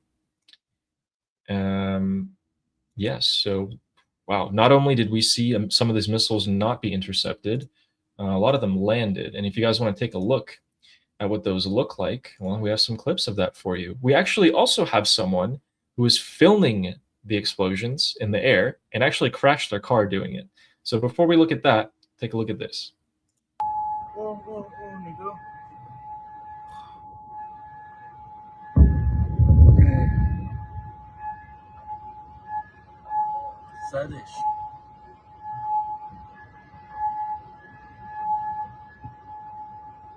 So that beeping noise is actually the sirens going out, and you guys could see the explosions there from the interceptions. Did this just happen? This just happened. So that was Kuwait. This was Kuwait. And it looks like someone actually was so, starstruck from, this is as of today, guys. This is as of the past 60 minutes. Everything I just said, the American base in Kuwait taking a direct hit, on fire, Bahrain getting hammered by 8 explosions. This is all in the last 30 to 60 minutes. Just happened. The explosions in Keshem Island just happened. The United States disabling that tanker happened exactly 2 hours ago. So from that 2 hours ago till now, this is what's going on. This guy was filming while driving, which I do not recommend, especially when there's missiles overhead. Oh my God.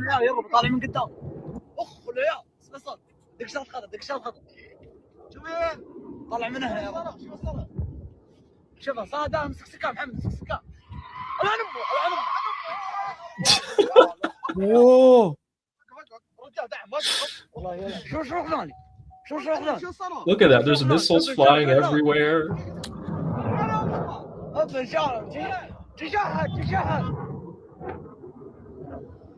Holy shit.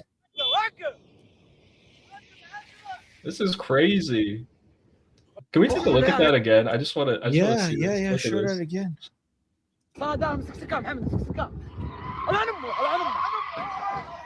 Whoa. And then look at the sky. Look at the missiles. Look at that. Boom. Just keep on going. Launch them. Wait, where is it? Whose missiles are like? Wait, These are the interceptor missiles going. there's the interceptors. Yeah. So he gets out of his car to go check on him. Yeah, that's just, man, there's just some entertaining clips here. That's crazy. So to give you guys an overview, this is what it looks like. So down here on the bottom right, that boom boom happened. And then they were launching missiles from here in Iran and here, Bushehr, and then a little bit up north over Isfahan as well. And all of those missiles landed here, Kuwait, and Bahrain. Let me just check to see if there's anything new here. Fighter jets of the IRGC are in the skies over Ahvaz and Isfahan. Anti-air defense has been activated. Sirens are still ringing out across the Middle Eastern countries. Suicide drones have been launched from Bushehr, from Iran. A new missile attack New sirens again in Bahrain. So it looks like Bahrain's about to get hit one more time. Wow, this looks just like the guys, like right now. When you guys ask when, I'm talking about right now, like right now. As of 60 seconds ago, 1 minute ago. We're getting reports that the United States Al Jafer base in Kuwait is being targeted and may have taken hits. Wow. Okay. If this doesn't start off something significant, I don't know what will. Kuwait got hit. Bahrain got hit. United States bases directly hit. And the IRGC has come out with this statement. Let me find that for you guys right now. It was just here. And they've come out with a statement saying that, yes, we are going to keep on doing this because the Americans started it. I'll just summarize it for you. The Americans started it. And by the grace, we have hit them. We have hit them hard. And we will continue to keep hitting them hard every time they take an inch forward with seismic proportions. That's all I remember of theirs. Oh, and it's right here. In response to the arrogant and blatant aggression committed by the terrorist American forces by targeting the national sovereignty of the Islamic Republic on Kashmir Island, the IRGC, by the grace and support of Allah, has struck the American bases in the state of Kuwait with precise and intensive missile strikes and successfully destroyed the targets. Cool.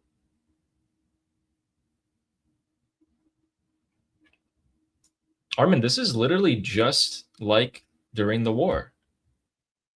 Yeah. Oh my God, we're getting so many updates.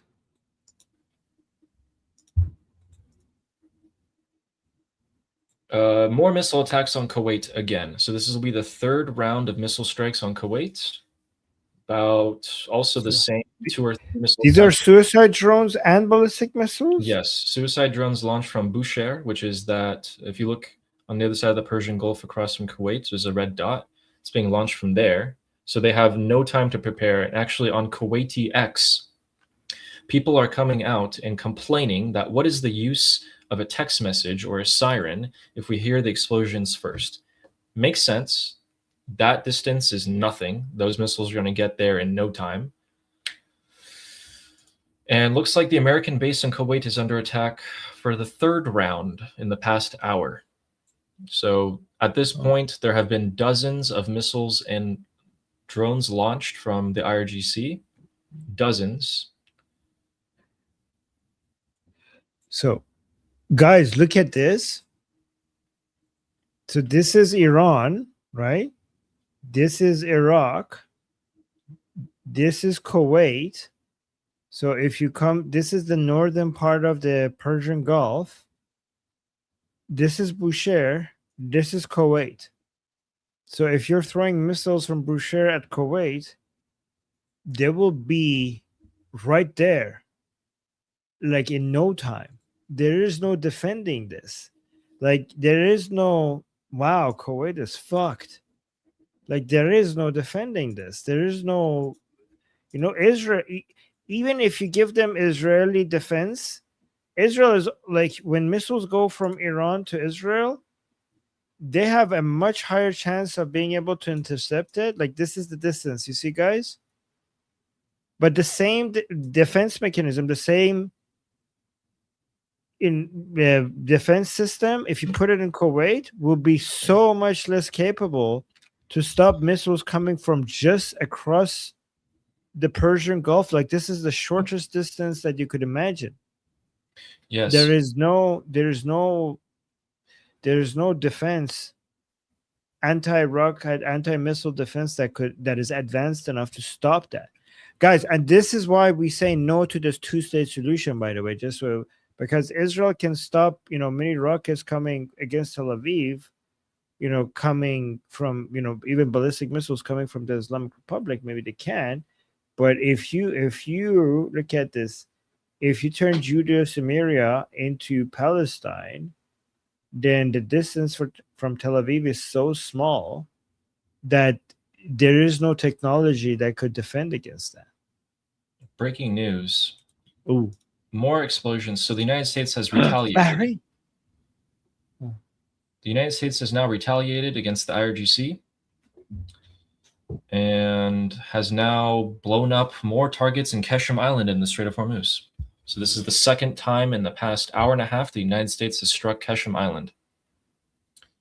Is my mic Okay, or is my camera stuttering?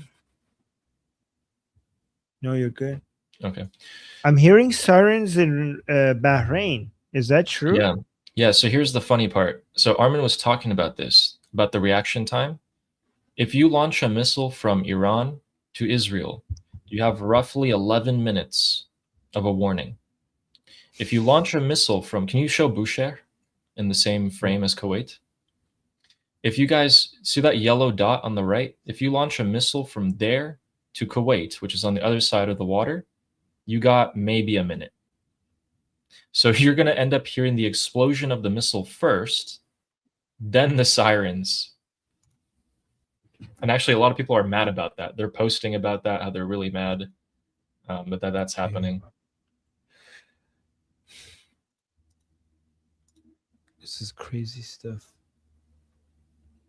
This is why Kuwait, UAE, Bahrain, you guys there is no amount of air defense that Israel or United States could give to you that will protect you. The only thing that will protect them, Ali, what is the only thing that could protect these countries and they need to push Get rid for? of the Islamic Republic. Get rid of them.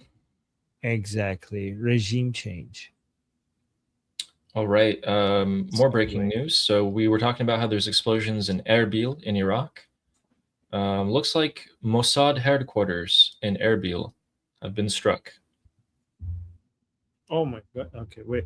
Who's the source of that? Is it the Islamic Republic? Because The they Islamic always Republic. say that. Yes. Yeah. So don't believe in that for a second. See, I knew Ali. See, Okay. I knew even before you told me. I knew the source of that is the Islamic Republic. You know that's why? Right. You're right. You're right. Yeah, that makes sense to me. But you know why I knew it was Islamic Republic?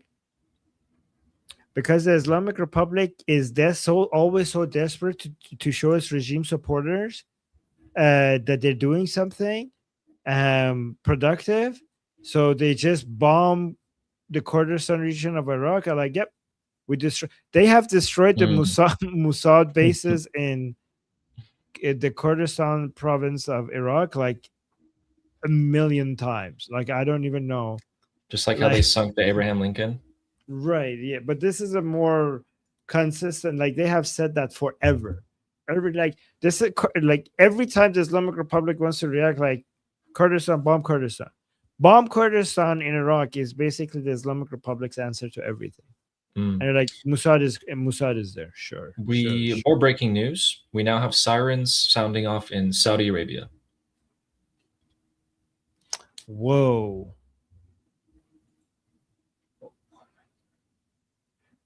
Oh, wait, look at this.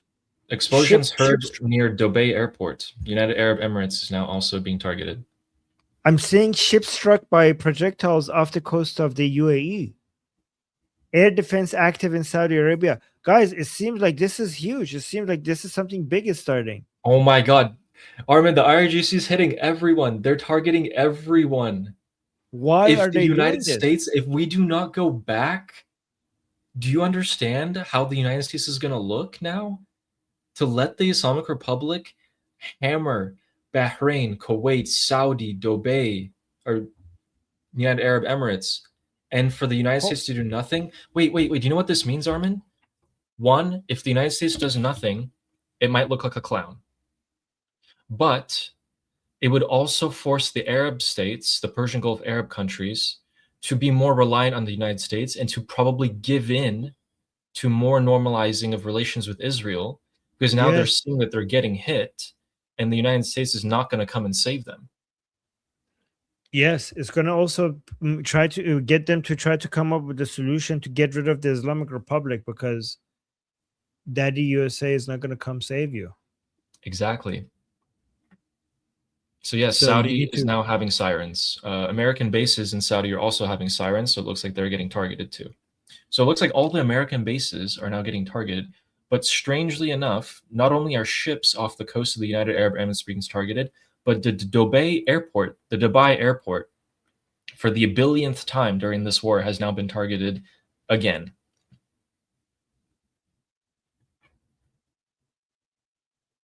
Oh my god. Oh man. Oh man. Okay, so now, guys, the strikes have happened. Okay, at this point, we know what they mean. We're going to wait and see what the United States is going to do, which is three things, I think, so far. I'm trying to just think on the fly here. One, do nothing. Continue the blockade. Just ignore this. Call it a violation of the ceasefire. Two, force the Arab countries, pressure them more, normalize your relationships with Israel. They're the only ones that can provide you protection after we, the United States, leave the region eventually. Or three, back to full-on strikes. Finish off the IRGC.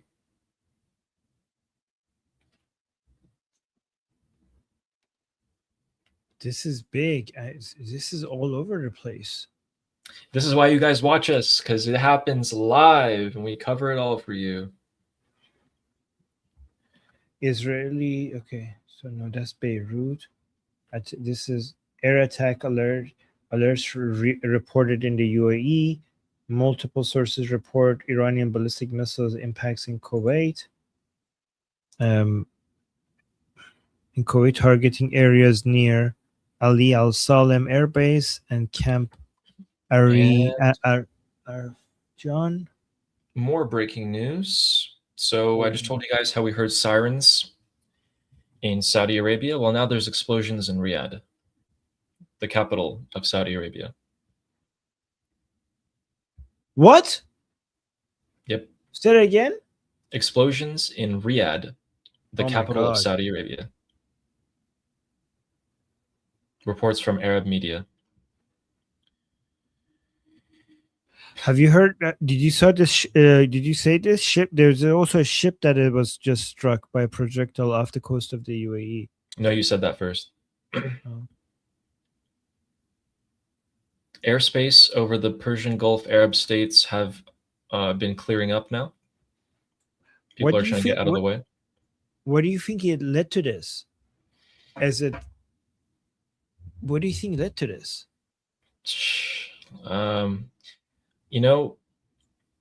Guys, here's what my theory has been. Since May 25th, so exactly 9 days ago-ish, the United States of America has been probing the IRGC. They've bombed the Strait of Hormuz, not counting tonight, I think 4 different occasions. They've disabled multiple ships that coordinate with the IRGC. The IRGC have just found out that the United States has been letting ships come through the Strait of Hormuz with their transponders off. They've been losing on every front. They're getting poked. And tonight, after the US disables another ship and bombs Qasem Island in the Strait of Hormuz, IRGC has just gone ballistic.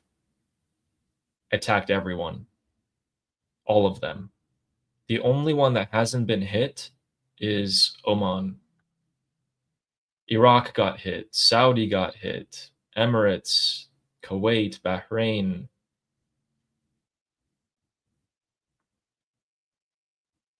Yeah. Erickson just gave us a super chat saying you can always trust the IRGC to behave like IRGC.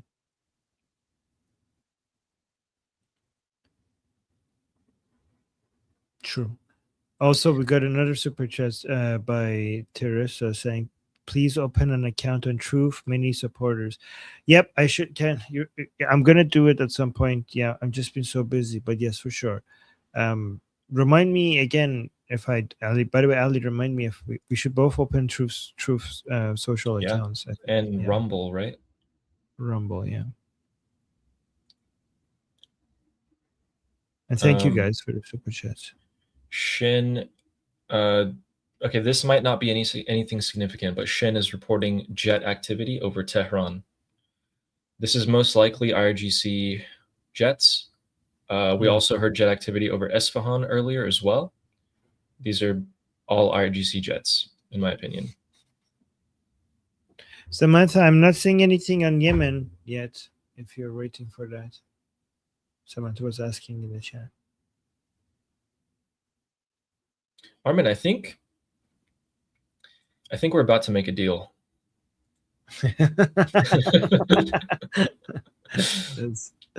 That's good. Commercial flights over the Persian Gulf have been told to clear airspace and are now being redirected. Well, great talks. Talks are going great. We're talking with Iran every day. We're talking with Iran every day. Just 2 days ago today.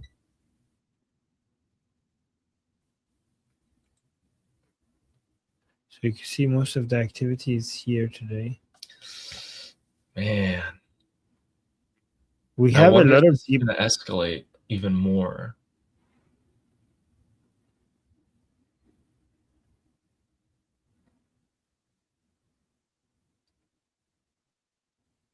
There's a lot of Bahrain is getting a lot of crap.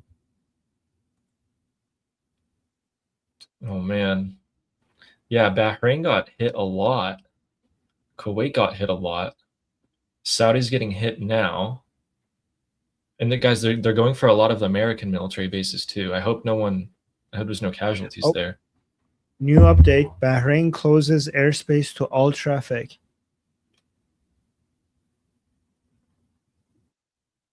I think I'm a couple minutes ahead than this software. Yeah, you are. Multiple sources report Iranian drone and missile strikes targeting Kuwait. Guys, look at this. We have our intelligence dashboard is not as fast as Ellie.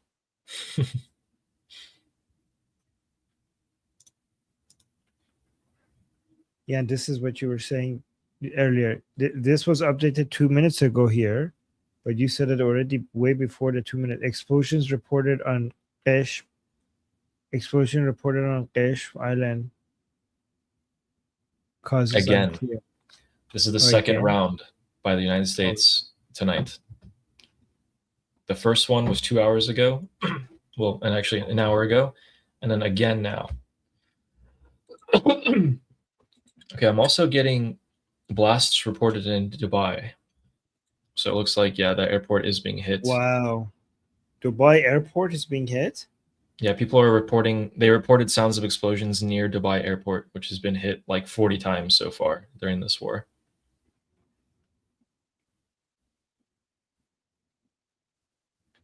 You want to play the videos again that is coming out to people who might have not seen it? Yeah, right before that, there's an Iranian in Iran who posted this. Wow, there is chaos in Ardabil. People thought it was an earthquake. Everyone ran outside. 2 fighter jets and a tanker are currently in the sky of Ardabil.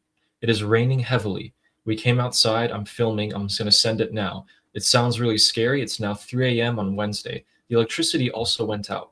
I'm filming and I'm going to send it now. They sent this on a pro-Shah Telegram channel. Ardabil is northwest of Iran, I believe. Yeah. It's in Iran, I mean, like just northwest of it.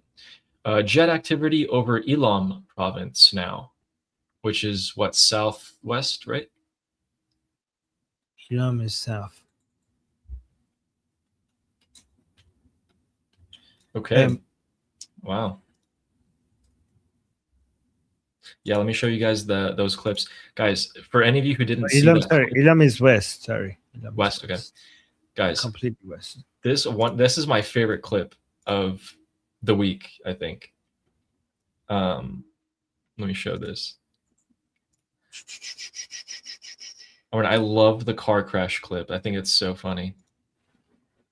Also show the rockets. Did you see? Did you show the rockets flying overhead?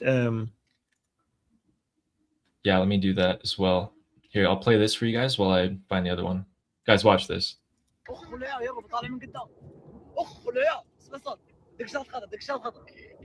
Wait for it.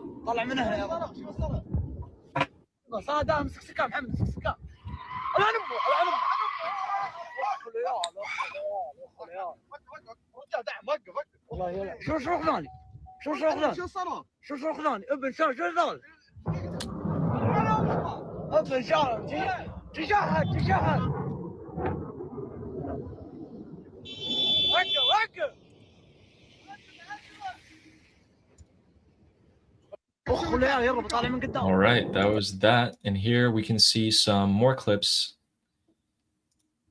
So if you guys want to see an interception happen, here it is. Oh, that's actually impressive that they managed to get those. What defense system is that? Is that THAAD? Should be probably should be the THAAD. The THAAD?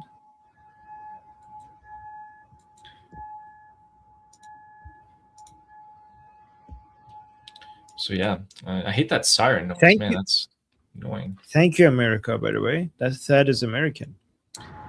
Yeah, and here's some fallen debris from one of these missiles or drones. I actually have the clip of that falling. I want to show that instead. Roman Viking gave us a super chat and said, "Bye bye ceasefire." What do you think, Ali? Guys, what? No, come on. I mean, has there ever been a ceasefire? I don't know. Oh man. Oh yeah, sure. This. Why is this like this though? Okay, maybe this is better. All right. So that just falls straight in the middle of the street, a piece of flaming debris. Dude. And I'm glad I'm not driving there. Yep. That's after Wow. the interceptor hit a missile or a drone. Yeah, must be, yeah. And this is what Oh, this guy looks like. Oh, this is like ceasefire. He's like, it means seize the fire. Yes, that's a new meaning.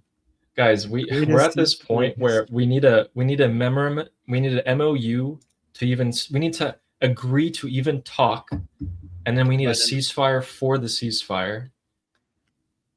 But don't worry about it. We need an MOU for the definition of a ceasefire, and then after that, we need an MOU for the MOU to write the MOU. Yeah.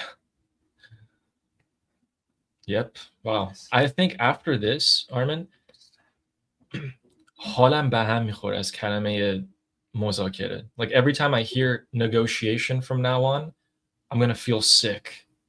Every time I hear ceasefire from now on, I'm gonna feel sick. Like these words mean nothing to me now.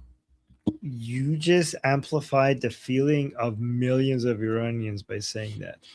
Yeah, it's ridiculous. Oh my God, look, this is the 21st century. I can show you guys the perspective of this missile being launched from Iran. Okay, look at that trail. It's launching from Iran. And then the very same missile I can show you is going to get intercepted mid-air and land on a Kuwaiti street minutes later. This is the 21st century here. My God. You know, we should go to Kuwait right now. Bet you the hotels are dirt cheap. Ooh, this is guys, this is the best time to go for a visit to Dubai. Lowest hotel prices right now. Hey, in that Pro Shaw channel, another person's like, greetings. I'm near the Iran-Azerbaijan border, northwest. A few minutes ago, several fighter jets went towards Iran. Could it be? You know where that is? That's where people from Iran, whenever they hear fighter jets in that area, there's boom booms in Tehran after. Can So it I don't be? know. I don't know, because that's exactly every time we get news, we're like, oh, I just heard fighter jets above my head. A few minutes after, there's explosions in Tehran. So I'm not saying get your hopes up, but that's used to be the trend. So you think that, those are Israeli? It's usually, I mean, look at the map. Let's go back Mhm. here, right? Yeah. I got it. Oh yeah, you got it. Yeah. So here, like, this is Azerbaijan is right up here, right? This is Tehran, okay? And it usually goes through, I mean, okay, so these are the provinces. Kurdistan and Kermanshah especially hears fighter jets. Azerbaijan hears fighter jets. And then there's boom booms in Tehran. Like, these are the provinces, northwest and northwest. When sometimes when you hear fighter jets, then after that you will see some explosions somewhere in Iran, especially Kermanshah. Someone in the Yeah. chat said there may be a new CENTCOM post. Let's check it out. Ooh. By the way, I should be going right now, but Ali, if I leave, do you want to keep going without me? Because there's so much happening. Okay, yeah. Ali, every time I'm because I have a Persian show coming up, and I want to go there and hang out with them and right now, see what's happening right now, with them as well. But we could do divide and conquer. You could stay here and keep everyone updated. Mhm. No pressure, by the way. You don't No have pressure. to. No. Okay. You could keep people updated regarding every update that you're getting with the people here, and I'll go do the same thing in the Persian chat. Yeah, keep people saying, yeah, keep going. Yeah, so many interesting things are happening. So guys, when I go, Ali is going to continue the stream with you guys here. Okay. Sounds good. No All right, pressure, guys. but no pressure, but we might going to full-on kinetic attacks in the Islamic Republic. We might be minutes away from Mushtaba dying. Yeah. But yeah, no pressure. We'll see. Guys, is tonight the night? Is tonight the night? Well, here's the thing. Even if tonight isn't the night, this was enough of a provoke response from the IRGC to move things along faster. Yes. This is proof that IRGC does what IRGC does. There's no peace with these fuckers, right? And the Americans have tried everything to give them the opportunity to behave, and now they have proven to the whole world that they just can't behave. Oh, send compost. Texas saying there is a send compost. Do you want to? Yeah, they just said that they just. Oh, okay. Actually, wait. There was this one sentence that's pretty significant. Okay. And when I say significant, I mean it's probably not as significant as everything that's been happening. Okay, so CENTCOM just said moments earlier, we just shot down 3 one-way attack drones from the IRGC that were going to civilian ships. So it looks like these civilian tankers, the oil tankers, were coordinating with the United States Navy, and the IRGC started shooting them. So to stop them, the United States Navy just took out the missile sites in Keshim Island. They said no U.S. personnel were harmed. Now, this just came out, and at the same time, we are hearing explosions in American bases in Kuwait and Saudi. I hope everyone's okay there, but we'll end up knowing what happens soon. These guys are a bit behind. They're actually fairly behind, which makes sense. I mean, all right. So it was. So the intercept, the defense system in Bahrain was the U.S. Patriot system. So U.S. Patriot system intercept Iranian attacks in Bahrain and Kuwait's Patriot as well. Patriot? I'm sure they have all of them, but yes. I don't know. Okay. I mean, at this point, I'd be surprised after the pounding that they received during the 40-day war if they didn't just come and buy everything that they could, but who knows? I mean, there is not enough of them to go around. That's the thing. Oh, true.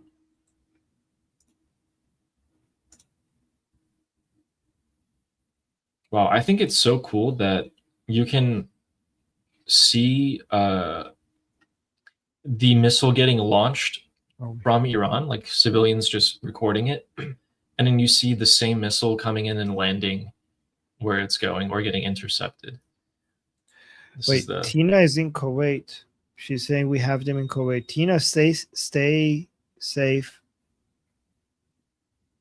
Javed, your test is working. I don't know what you're testing. Yes, UAE also has Iron Dome. The only country other than Israel that has Iron Dome is UAE because Israel gave it to them.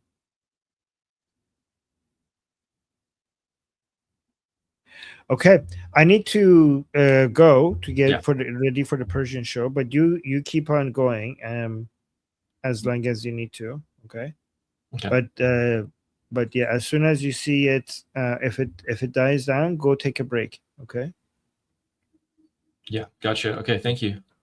Oh, I'll text you on Telegram if things kick up further. So Texas saying everyone stay safe, and then Joe wants you to see his commenting. Ali, hope you was see it my the? comment. I think Joe was meaning this comment. I was trying to look up further to see if he meant anything else. He said, "I had to come back from Tusi's channel because you're quicker on all the info." Thank you. Oh wow, thank you. I do my best. All right. So yeah, keep Ali is like really Ali is quicker than my intelligence dashboard to be like it's hard to compete with that. Like I keep looking at it for updates and Ali has already given us the updates. So it's pretty You know what the thing is? You're paying these guys to provide you the information. I'm doing it out of pure passion. I work harder than them. Yes, there's no price for love. Okay. So what am I talking about? All right. All right, guys, I'm gonna go to the Persian channel. I'll leave you with Ali. Okay, Ali, I'll keep me, message me if something major happens. Okay. Okay, guys. Before Armin goes, he's gonna go to his Persian show. It's gonna be in Farsi. If you guys want to tune in, he's gonna be streaming separately. And if something happens where there's more escalation, Armin can come back, or we'll see what happens. I'm gonna continue giving you guys what's been going on. Yeah, good luck. Sounds good. All right. Thanks, Ali. See you soon. Yep. All right. So let's do a quick little recap here, guys. Okay. We had earlier today, we found out that Chinese satellites showed the United States has been coordinating with oil tankers and cargo ships in the Persian Gulf to let them pass through, turning off their transponder in the dead of night. Then the IRGC found out, and it looks like they weren't too happy about it. So they started launching drones and missiles at these ships, which provoked the United States to attack Keshem Island in the Strait of Hormuz to destroy these threats, and they intercepted the drones as well. The IRGC got so mad at this that they went crazy, and they are... So our news is coming out at the same time, and they just launched missiles at everyone. So they've launched missiles into Iraq, Bahrain, Kuwait, Saudi Arabia, United Arab Emirates. What does this mean? It's exciting news, but guys, what is the United States going to do now? What are the Persian Gulf Arab countries going to do now? Think about it. One of the reasons why all of this has been delayed, the strikes have been delayed, is sure, get more missile interceptors, rest the troops, this and that.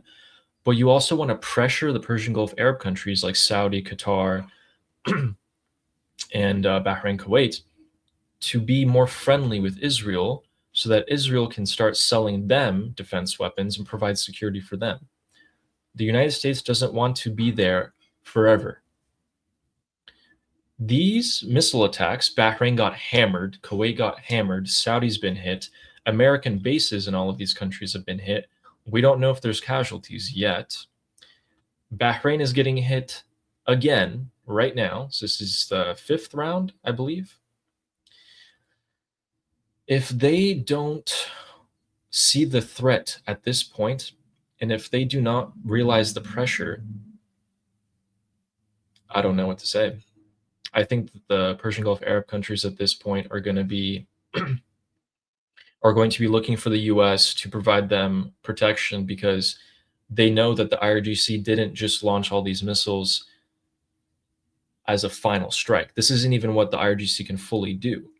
Now, with this fresh in their minds of tonight, they're going to be much more cautious. The United States might get what it wants from these Arab countries. So that's what I'm waiting to see what happens. I want to see what the response is. And we have a couple of super chats here. So, Agent Anderson said, I moved my 401k out of stocks a couple of weeks ago when it looked like boom booms were imminent. Bought back into the market today, so now back to war. Yeah, that sounds like something that would happen to me. But yeah, thank you for that super chat, Anderson. And Momo, who says, free Iran, France, Germany, and Britain from the grip of Islam. Go Ali and Armin. Thank you. Yeah, maybe in that order. Maybe put Britain second. Yeah, but I agree with that. Thank you. Oh my God. Israel's Channel 14 is saying, if the Iranian regime fires even a single bullet towards Israel tonight, all the gates of hell will open upon them.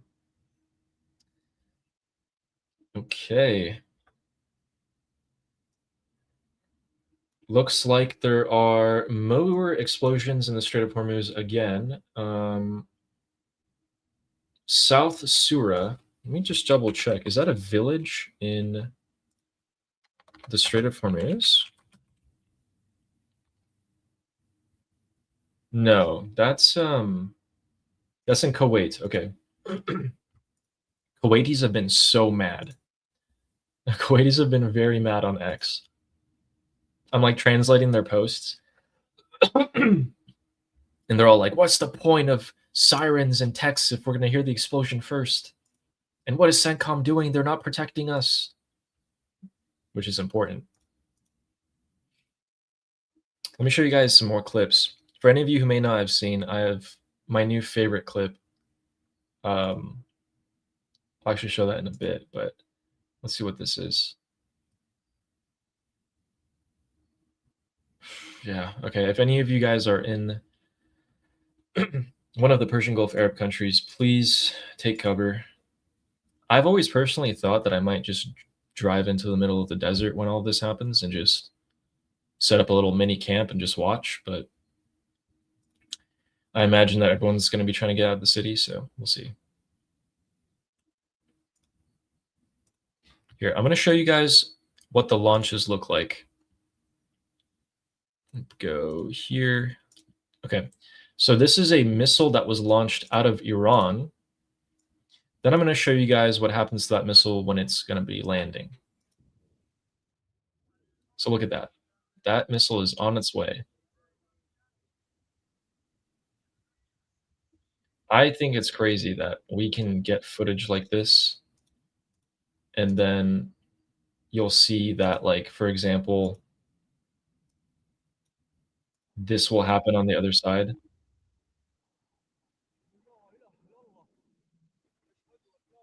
I think it's crazy. I mean, imagine just seeing that while you're driving.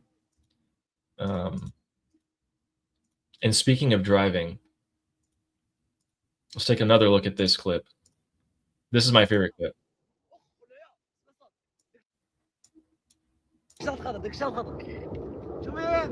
طلع من هنا يا رب شوفها صادها مسك سكه محمد مسك سكه العن امه العن امه اخ العيال اخ العيال اخ العيال وقف رجال دعم وقف والله يلا.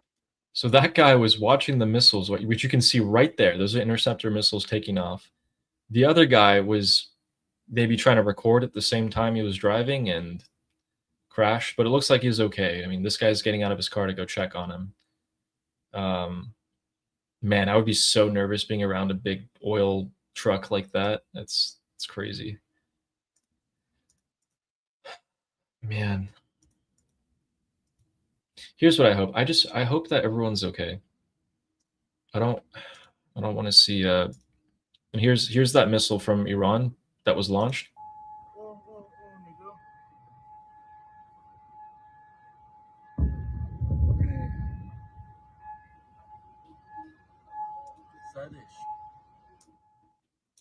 Yeah, and those siren noises are pretty annoying, but man. Agent Anderson says, so if the regime falls tonight, you're welcome, JK. If we have to sacrifice your 401k, your entire retirement savings for the Islamic Republic to fall, I mean, I don't know. What do you guys think?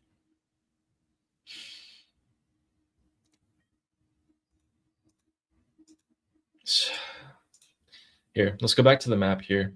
There's actually a couple more things that I wanted to update you guys on. So hopefully everyone that showed up is now fully caught up on what happened tonight. Armin showed this earlier, but because this is really important, I want to go back to showing this. So this is going to be a lady in Iran who wrote on a piece of paper, "Arm us, we the people." And Armin got this video, posted it, and it was immediately reposted by Mark Levin, who's a close friend to President Donald Trump. Mark Levin has a show where his audience are MAGA, Republican, Trump supporters, and they're all going to see it. I mean, I hope that Mark Levin talks about it in this show, which starts, I think it starts in 9 minutes, actually. So hopefully he talks about how the Iranian people in Iran themselves want to be armed, regardless of the massacre that they had to suffer. They still want to fight this regime.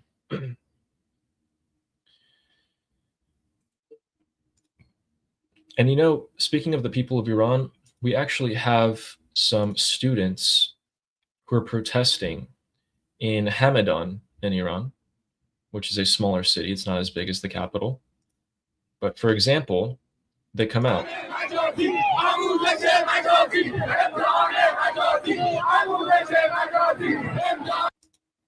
So these students are protesting the fact that they have to take a very difficult entrance exam once a year to be let into university. And this will pretty much determine their professional life. And you got to study for this and take it at age like 16, 17, 18. It's like 17, 18, or maybe a little bit later. And what ended up happening was for the past few months, you don't really have classes. And if you do, you're not really learning much. You're stressed out. Life's not been great lately. All of a sudden, their schools are telling them, it's kind of like the SAT or the ACT, but it's 10 times more important. You don't get to, it's not like America where you send in college essays. You don't write essays and send them in. And you don't go like, oh, I had 100 hours of community service and all these extra stuff. You just take this test. That's it. That's how good you are. You just reduce down to this single number that you take on one day. And they haven't been having like good classes for the past few months. All of a sudden, they're being told, you guys are going to have to come and take this test. And these people are like, what do you mean? We haven't even, what, huh? I don't even want to take a math test, like a regular math test. This, what do you mean?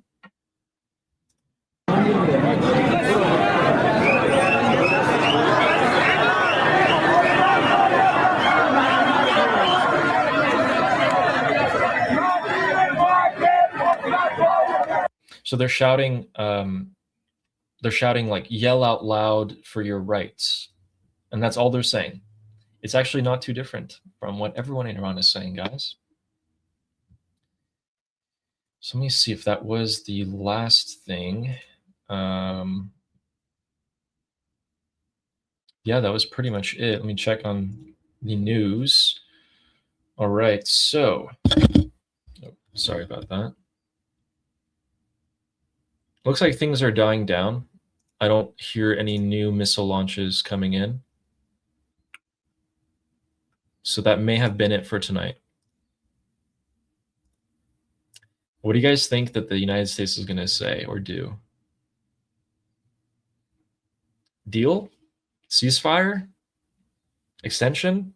Would you extend the ceasefire? What's going on?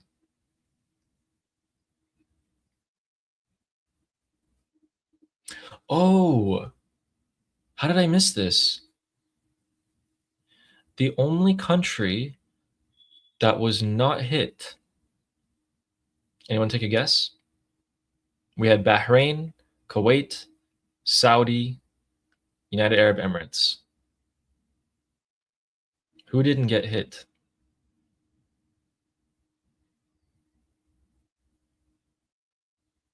Not Oman. I'm thinking of another country, but Oman's a good guess. You guys know the answer. Qatar. Qatar was not hit. Interesting. Everyone was hit except for Qatar. Very interesting. If you're the other Persian Gulf Arab states, would you be mad at Qatar? I feel like I would be mad. Qatar did not get hit. Nope, no sirens, no explosions. Every other country there got hit. And keep in mind, to hit the United Arab Emirates and to hit Bahrain, like Qatar is in the middle of these two countries, and it's not like this a huge area. It's not very crazy here.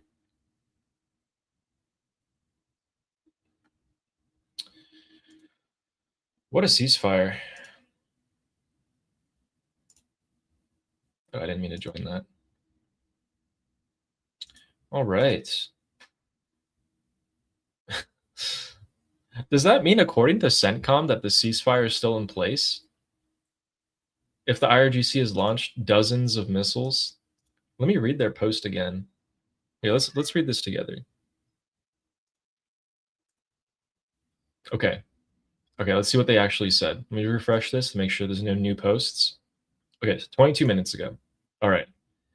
So CENTCOM said that we defended against multiple IRGC ballistic missiles and drones. Then we struck Keshim Island in self-defense. That was tonight. After we did that, the IRGC launched more missiles against the Persian Gulf Arab states, but they're saying that all of them failed to hit their intended targets. Well, that's not true. Sorry, CENTCOM, you're right. And then CENTCOM responded again, no U.S. personnel harmed, and we are ready to... Oh my God, they did say it. CENTCOM forces remain vigilant and ready to defend during the ongoing ceasefire. Interesting.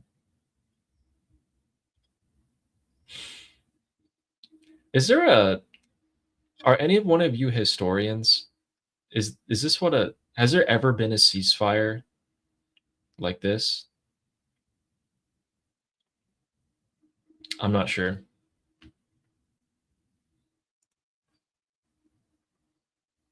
Jet activity over Iraq. Interesting. Okay, so I think maybe different countries have scrambled their Air Force jets into their airspace. No. Yeah, I don't think ceasefire has ever been like this. Well, man, even Iraq got hit. But to be fair, Iraq's been getting hit every couple of days for the past forever, actually. I want to know what happened, because someone in the northwest of Iran reported that there was jet activity headed into Iran. But then we haven't heard anything since. And if those were Israeli jets, for example, we would have immediately heard explosions in Tehran or any other city like that. Man. Wyatt with the super chat. Also, I like how yours is orange. I don't know how you can do that. Is it just your profile picture?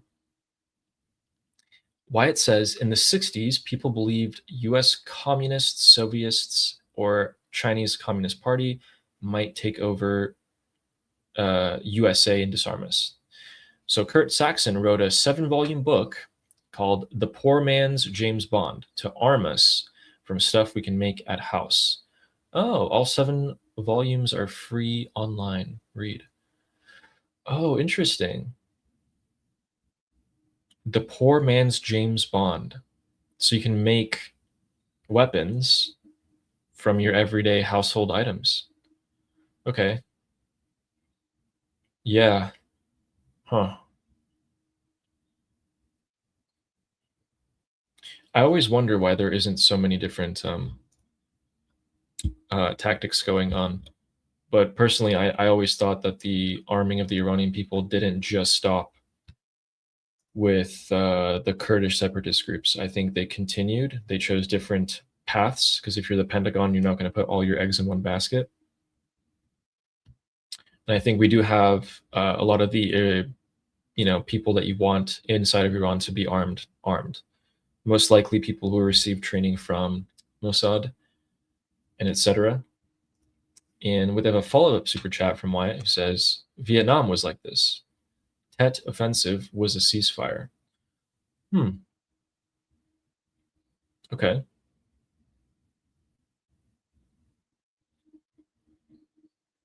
Tet offensive was a ceasefire. Ceasefire where both sides would just keep going, but like at a smaller scale. And my favorite critic, InServer, says you have no evidence for this, talking about the arming of the Iranian people. Yeah, I have no evidence for it. I'm just going off of logic, which is why I'm saying I think. I'm just thinking that if I was the Pentagon, I wouldn't just try the Kurdish separatist groups and didn't work. And I was like, okay, whatever, I give up. GG, guys, go home. Let's see here. So Wyatt's saying those books about how to make household weapons are about how to make gunpowder, how to take out tanks. Okay, so I had no idea that I could do that with household items. Interesting.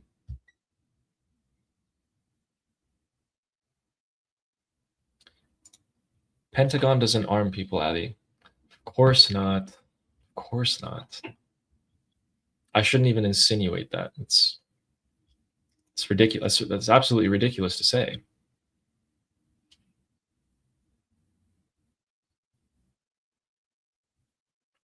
But here's what's kind of strange to me. People in Kuwait and Saudi were saying that US bases were hit. Like they were seeing smoke rise from it. Obviously, this is just, people on the ground talking about it, but CENTCOM came out and said that none of them were hit, that they intercepted everything. Yeah, I'm not sure.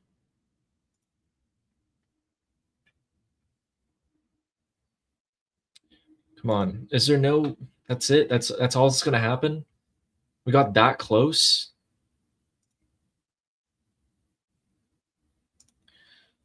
Wyatt with another super chat. Thank you so much, by the way, who says, we were in peace talks and the communists attacked.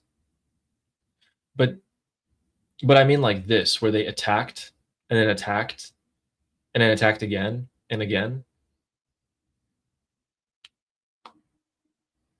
I'm not sure. Michael Feldman said, the US had a defector to the IRGC. She had classified info. Monica Witt. Could the regime have purged anyone that was talking to US? She actually stopped being useful to the regime. So they actually kind of cast her out. I don't know where she is now. She's probably fake passport, all the sorts. I mean, you're hunted down by the United States government. But yeah, I don't know if she still lives in Iran. I'm not sure. But if they purged anyone that was talking to the United States, I'm not sure what you mean. Yeah, I'm not sure what you mean. Do you mean like Iranian people who were talking to the United States?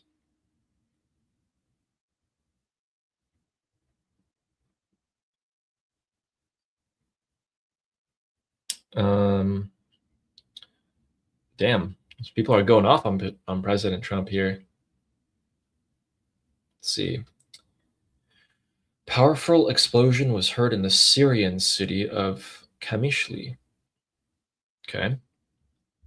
Interesting. We got a super chat from Blue Jay. Trump will give IRGC another 2 weeks to think about what they did until the next 2-week deadline, and then say we're 2 days from a great deal. Let's see what happens. I don't see.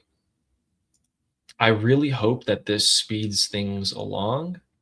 And I was actually talking about yesterday how we might see the United States not step in to protect the Persian Gulf Arab countries, Bahrain, Kuwait, Saudi, all of them, because they want to force them to realize that the IRGC threat is a huge one and give in to the United States' demands to more go under the security umbrella of Israel.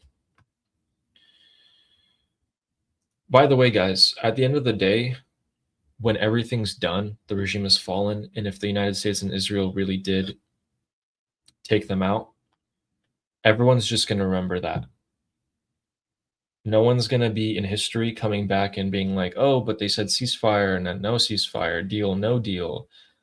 It's just going to be President Donald Trump and Benjamin Netanyahu took out the IRGC. They sent them on their way to hell. Yeah, okay, so Erbil was hit in Iraq by the IRGC.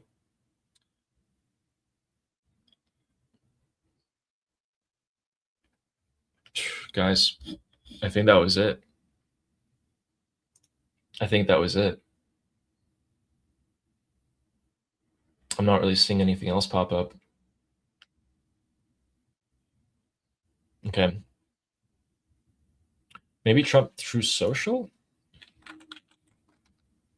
Come on. Come on, come on. Something? 2 hours ago.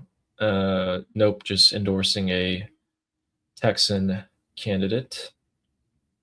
We might see something, though. I got so excited. Did you guys see that? I was like, oh my God. I think it's happening. Okay, so you guys know about the strikes.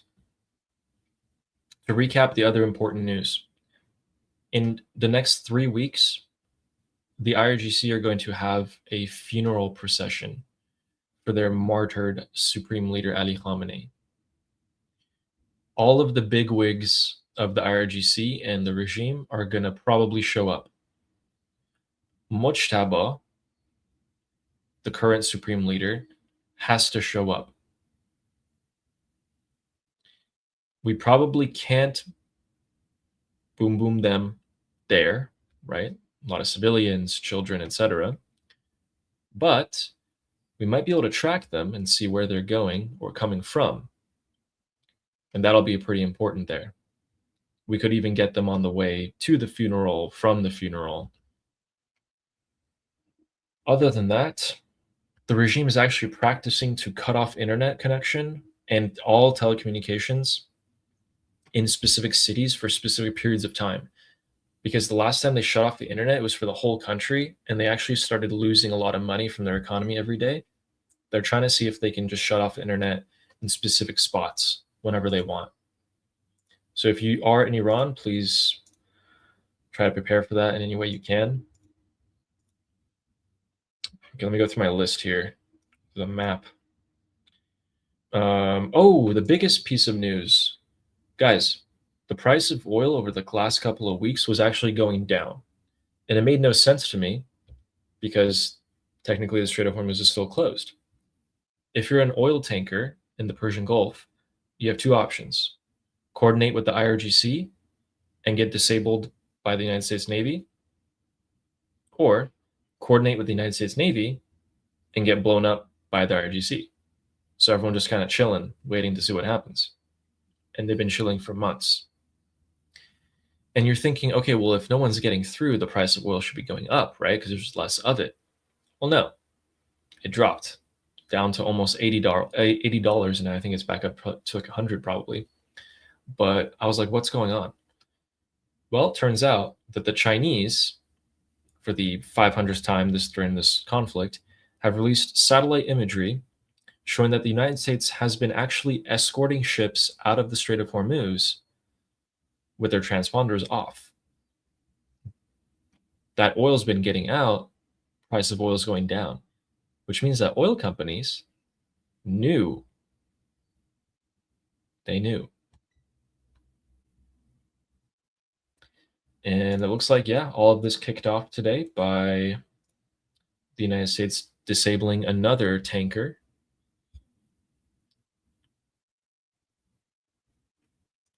And that is everything. And I also got my favorite clip. I'm gonna watch that clip a billion times. I'm gonna unpost it and repost it. So if you guys go over my X, it'll be the first thing you see. You just scroll down a little bit. Man, it's the clip of the guy in the car crashing because he was trying to film the interceptors, and then you see missiles like flying everywhere. Oh no, where'd it go? Oh man, what? I just reposted it. It disappeared. Okay, guys. Yeah, that's everything for today. If anything does happen, I'm going to jump back on immediately. But I hope everyone stays safe, particularly if you are in the Persian Gulf or in the Middle East.